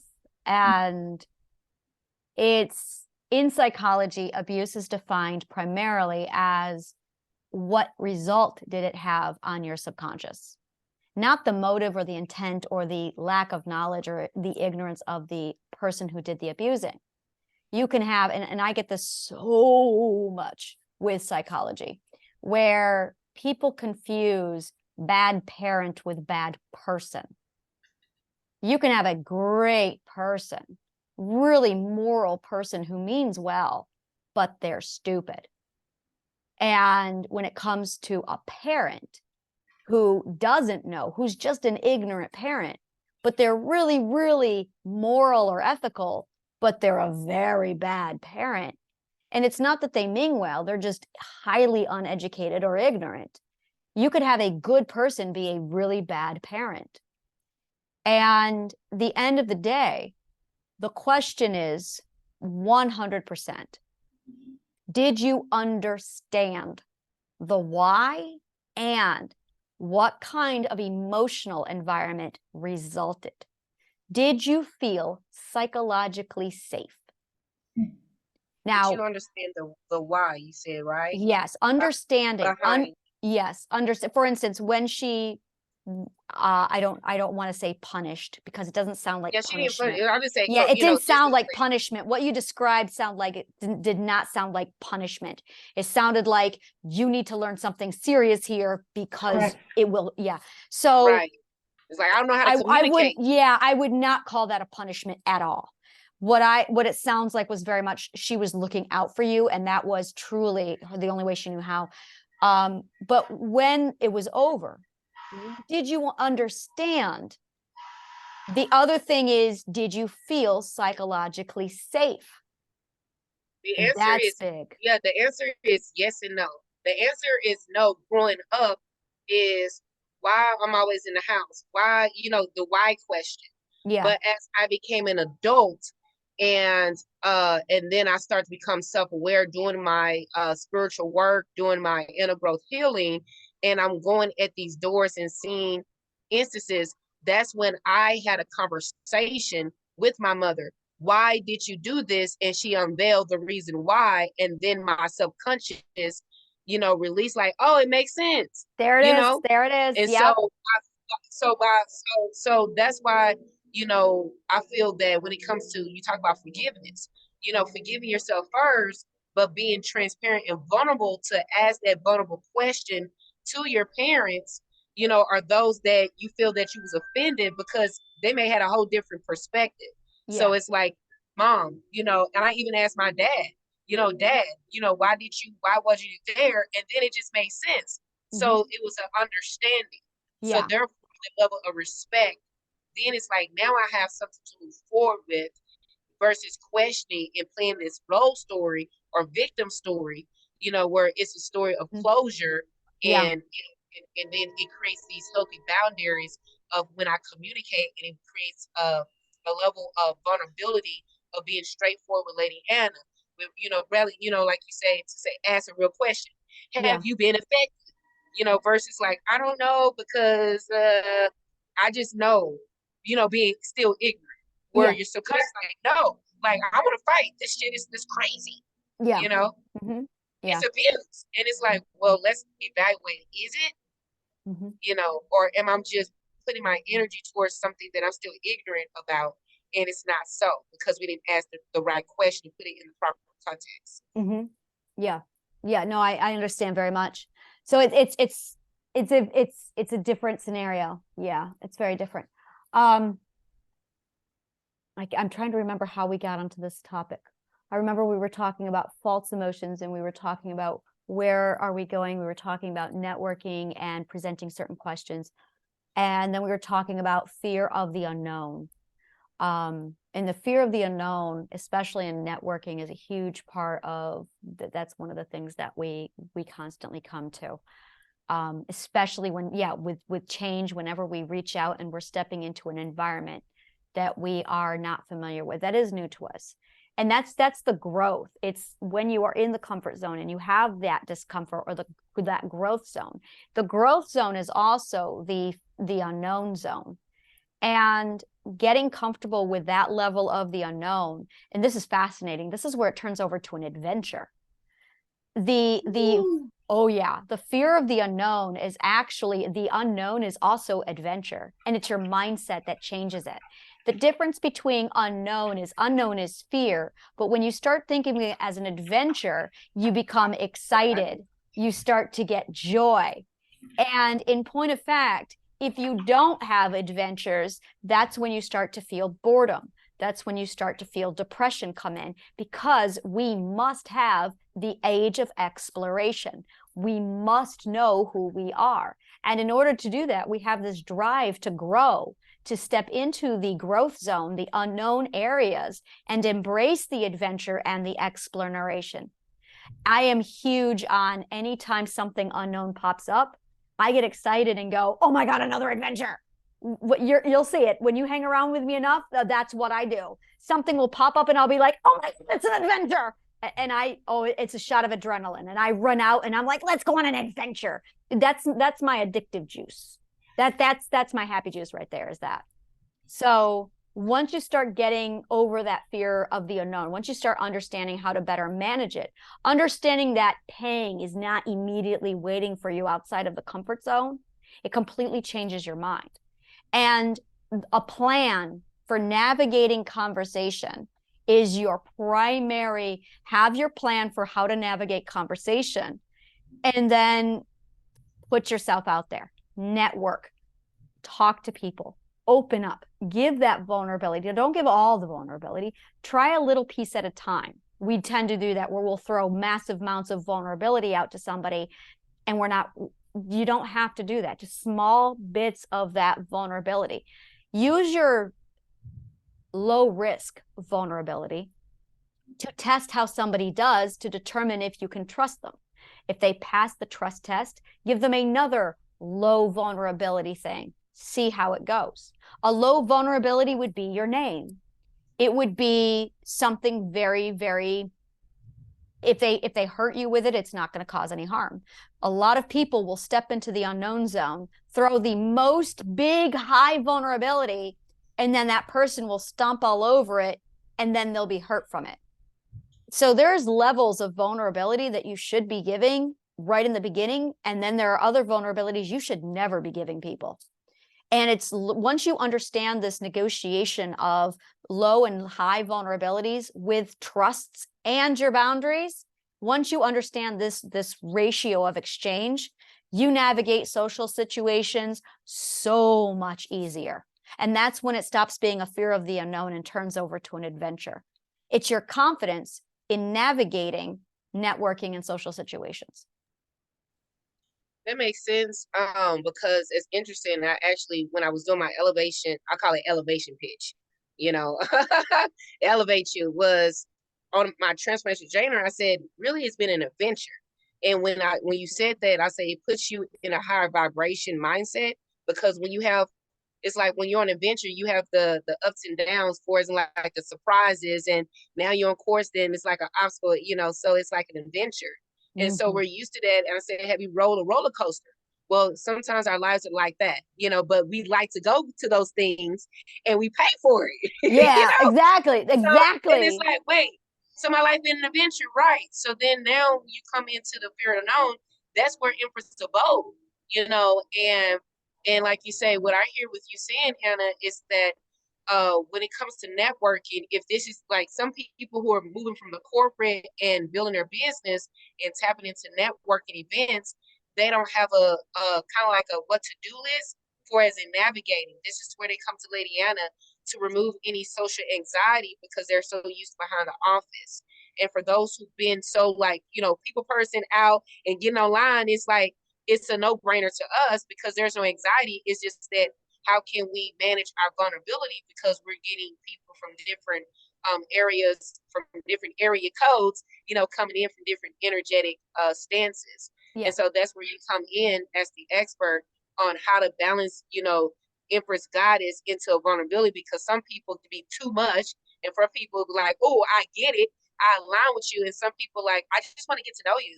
I didn't know Yeah. that your dad and your mom was and Yeah. so they can see like how to balance out that. So it's like we come into your abode and say, how do we have our own customized navigation, Mhm. kit where me as the goddess, don't feel intimidating to people who are coming in who have some form of social anxiety.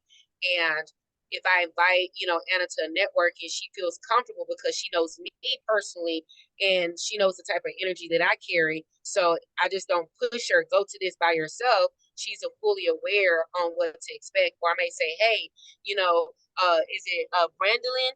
Mhm.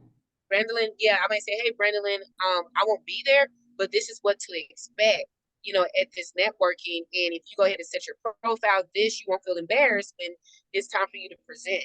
You'll feel comfortable. So I think this is what I'm learning when it comes to what you're sharing into the space. Yeah, precisely. Also, looking for opportunity. Oh my goodness, with adventure, you scan for opportunity. You're scanning for adventures. Opportunity is adventure. That's exactly what we're doing. When we become afraid or closed-minded, we stop looking for opportunity. We can't see opportunity. But when we start scanning for adventure, what we're really doing is looking for the opportunity to have an adventure. Opportunity and venture go hand in hand. And it's very much a let's look at our telescope or our telescope every day and let's scan the oceans for any I really love ships, and let's scan the horizon for any opportunity, any new island that comes along. For me, oh yeah, my secret, every person is an island. Every person is an island. And I'm like, I saw you, Empress, and I was like, Done. I'm No like, man is an island. Empress Island, and I want to visit your island. I want you to show me Empress Island at your own pace when you're It's coming. cosmic. Yeah, It's it is. cosmic. It is. It is. Oh, I see that. There's so much happening there. But when I first saw you, it was like your energy just vibrated with mine, and I was like, I love her energy. I would love to know Empress World. But there's a timing, there's a pacing, there's a here is my peace offering. I'm gonna just here it is. Let's give it time, and I'm just gonna sit back and I'm gonna be cool. Oh, look at the island, and I'm over here like looking at all these other islands, and and this is networking. This is the seeds that we plant. Here is my seed. Now, some seeds take off, some fizzle out, some you want them to grow. You're vibing, it grows, and then you don't connect. That happens way too often. And you keep coming back together again, going, yeah, we really got to do something. And then you don't. That is, I don't know if that happens in LA, but that is such a common thing in New York City. For 13. No, it happens. It happens everywhere. Look, yeah, everywhere. It's a common denominator. Okay. And it goes back to this is where our expertise come in and how I was sharing earlier in the story, where there was like this inertia or stagnant energy where it's like I had to break through. Like, no, you got to connect. Yeah. So it's the level of effort and your intuition to know, when it's time to connect. So just like us, like, we met, a while back, and answer, you ask personal questions, and then it just kind of won.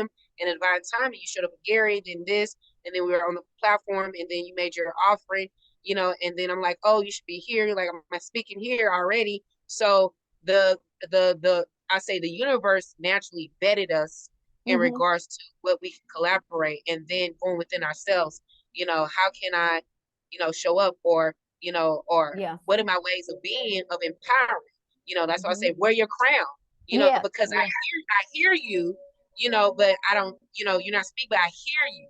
And Mhm. so what my gift of empowerment and to support, in regards to my flow, just like today, I Yeah. knew that there was a certain time period, and I was like, okay, do I need to tell her I acknowledge my broken agreement because I ain't gonna be her file because my dog needs to go outside and poop, you know?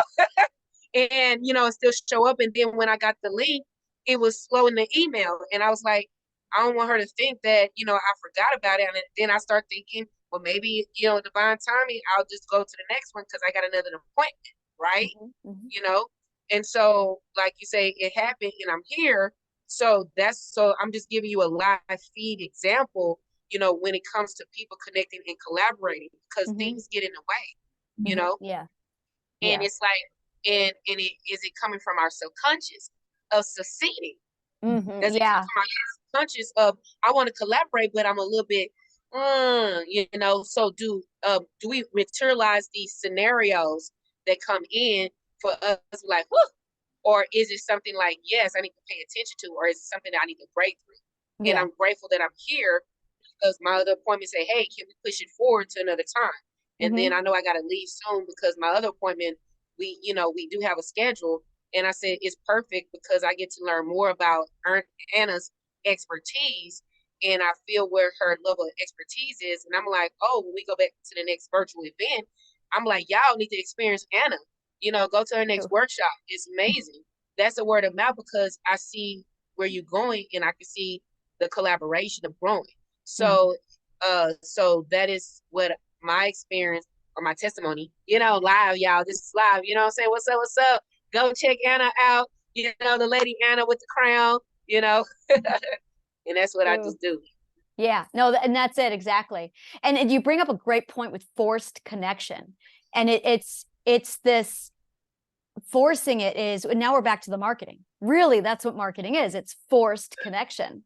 It's Mhm. not happening organically Mhm. because it's forced, and that's really it. It's the same thing, whether it's marketing, whether it's networking, whether it's growing any kind of a friendship / relationship / whatever you've got going on.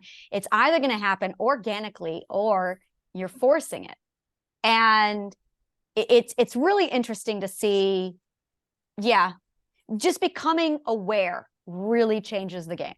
It's being able to give name for the process, understanding, hey, this is it. I want to network. I want to get out there. I want to put myself out there. But how do I do it? Make yourself vulnerable. But don't jump in and like throw yourself at people. Like give little bits of vulnerability here and there. Do present yourself, but give low risk. So if there is rejection, don't internalize it.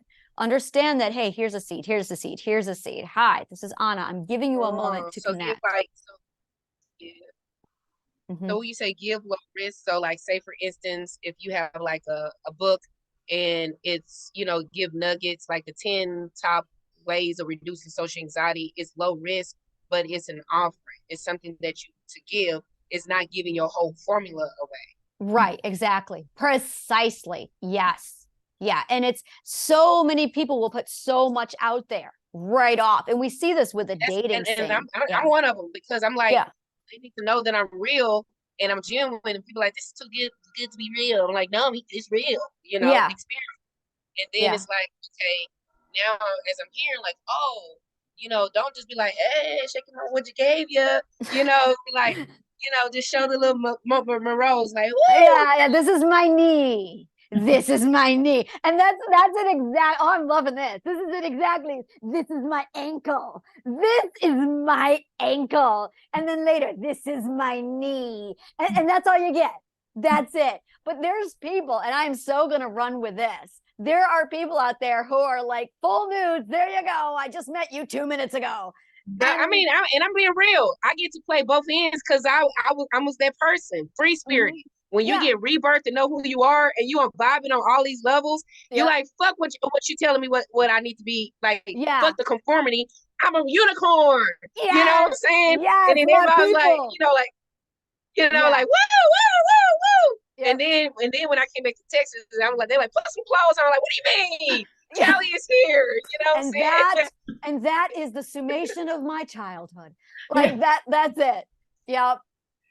Yeah. Yeah. I feel the exact same way. I Okay. do so much, like I overshare and I over vulnerable, and because I'm just like, oh, I met you 2 minutes ago. We're best friends. Yay. And I just share all of it. It's like immediate trust.